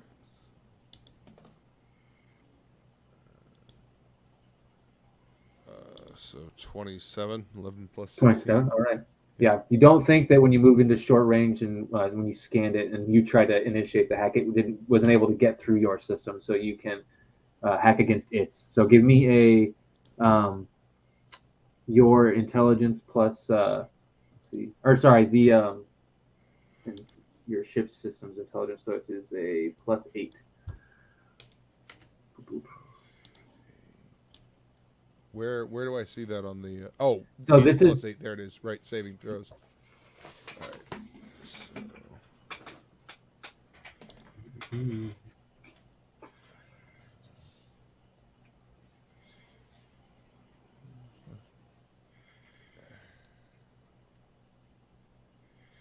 Four 16 plus 8, is that 24? Yeah. Okay. 16 plus 8. All right. Yeah, so 24. So when you hack into this little system, it's basically got a couple modules for. One is for sending the signal out, and one is for like a control switch. So there are 2 control modules. One is for sending a signal, and one there's no like message sending or anything like that. Very simple device. You could try to trace where the signal is or deactivate it. Basically, you turn it off or like lock them out or trace back where their ship might be, so you can know how close they are to you. Or let's because if I turn the signal off and they're close by, that might be what they're looking for, and they it might be one of several possible triggers. Yes, if that's what you're thinking. Yeah, let's do a trace and see how far away they are. Then go ahead and give me that check again with the plus 8. All right. Dirty 20. 12 plus 8. Dirty 20. Okay, close. Okay. So they are hiding. There's basically an asteroid field, and it looks like from when you're putting things together, they're hiding sort of on the inside of it, and it's within medium range, like some medium sensor range of where this cargo has been quote unquote dropped. It seems like some sort of like they're going to ambush. Would you like to get into their computer systems and do anything to their ship? Because this device is slaved to their ship. Oh, can I disable their propulsion system? So give me one of that +8 again. All right. You got to beat their system's DC. All right. So 21 this time. 13 Yeah. plus 8. So you're in. You have root access to their ship. Now basically you can spoof action and just shut down their engine system as if it was not destroyed but damaged in a fight. So they have to basically repair it, aka reboot it. So instead of physically repairing it like an engineer in the systems, they're trying to just get it back online, reboot it. Okay. But they will for like. Go ahead. I was just gonna while I'm in there, can I find out how many is on their crew? It seems like it's a pirate ship of about 4, a crew of 4. 1 pilot, 1 engineer, a gunner, and a captain by what it seems to with the manifest seems to state. All right. Yeah, I'll go ahead and shut down their propulsion and keep maybe put a little leave a little tracker in there or something like that. Is that possible? So we can keep tabs on these guys. You can basically get their IP and basically try and put up like a bug in their system. So you can be just like a very quiet little monitoring thing. Give me another roll, because what you're basically doing is you said I want to shut down their power, right? You're just shutting their power off. Yeah, I want to shut down their propulsion, so they everything except for life support. I was gonna say, why wouldn't you shut down their weapons? So then you don't need to make this check, but you are, since it's shut down and you're completely in there, you won't have to make this check. I was going to say, if you're completely shutting them down, you're going to have to try and get that in before you shut it down. But you're sort of leaving the life support system on and working in there to plan it. So that you've actually planted the tracker in the life support system. For the DC for it is actually going to be kind of hard to find. So for them to restart to find the tracer, it's going to be kind of hard. Yes. Yeah, I don't want to leave them like in danger of dying, but I don't want them going anywhere and doing a fucking thing. Banana in the tailpipe. Yes. Sugar in the warp core. Yeah. Sugar in the warp core. There you go. Those are not the crystals you're looking to put in your warp core. No, they're not. That is not dilithium.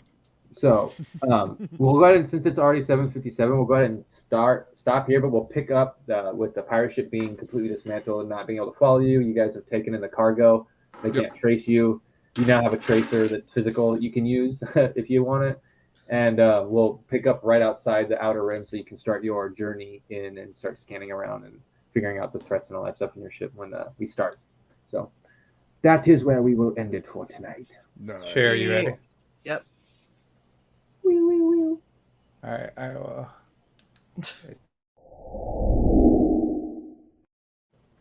I'm literally sitting here like, yep, ready, and then Sai's like, hold on. Are you sure? Well, hey, it was housekeeping, but we got shit done.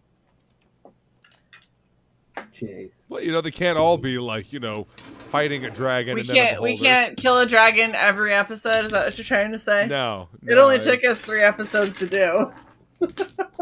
2. Yeah. Was it only 2? I feel like it was 3. He died in the second one. It was a bunch of other shit. Yeah. Oh, that's right. We went from that into another engagement. Yeah. Okay. Yeah. Well, it was kind of all one engagement, but yeah. We made it all one engagement. Yeah. It was supposed to be multiple, but we just were like, fuck it, let's get it all. You want to fall back and relax? No. Oh, man. Don't do that. Sorry. I'm sorry. It's the 4 hours of broken sleep.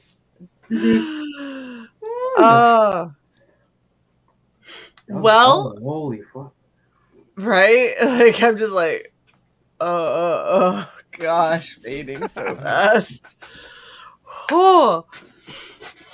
But yeah, So look at some person says a chill D&D adventure. The next game in the sauna. That's really similar to how we used to end with shower scenes. I haven't had a shower in a long time. Maybe the game will visit the Guinness Brewery. We don't have to. We have the Kronos Brewery. Yeah, we have That's the Kronos right. Brewery. And he sells all his liquor to that one lion guy, Leonin. Yeah. Mm-hmm. All right. Thanks everyone for hanging out with us up to this point. I'm sorry. I tried to hide it. I tried. I'm so sorry. My eyes are getting sparkly. That's how you know I'm tired. It's like they won't stop watering. It's lack of air to your brain. Yeah. There's no power up there right now.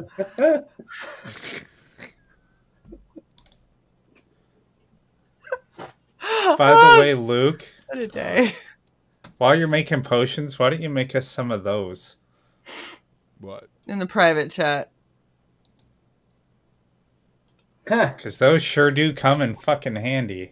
Yeah. He made better ones with the elven healing ones or whatever. But yeah, he can make those. It's just that's gonna need some good ingredients for that. Because I think you used the ones for your healing potions already, like the crazy healing potion. Well, I mean, Wasn't it sap? I think I still have like one of those crazy the crazy elven healing potions left. Yeah, the 70s, the one that just do heal spell, basically. Also, but yeah, I put the tree. I planted the tree in my ship for the ants. And so check on that. When you do check on it, just for the sake of this, it's actually sprouting out, and the ants have been adding a little bit of viscera from the dragon into the soil, working it into the soil and the roots of the tree. Oh no shit! Yeah, that's awesome. I meant to mention that, and I forgot about it when I was talking about the ants. They're working what into the soil? The dragon viscera. Oh my god! Which means these are going to be fucking excellent. Nice. If they don't kill us. If they don't kill us, yes. But I mean, that's all really, really good liquor. I can't believe I have a fucking 26 passive perception now. You're welcome. And at level 14, I got blind sense. Even if I can't see you, I know you're there. This is like something is nearby. Yeah. I don't know what it is, but it's something. I now have Polar Master. Oh, nice. Oh, yeah. Oh my god. I imagine Why do you do this to me? I hear everything. You're a master of your polearm.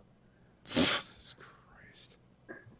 You really know how to work the shaft so that when people are attacking you, you can stop them with your shaft. Mm-hmm. Very dexterous with it. Thank you very much. It's more strength-based. Skilled. Attack of opportunity, you come within my space. And my space is extended now, so.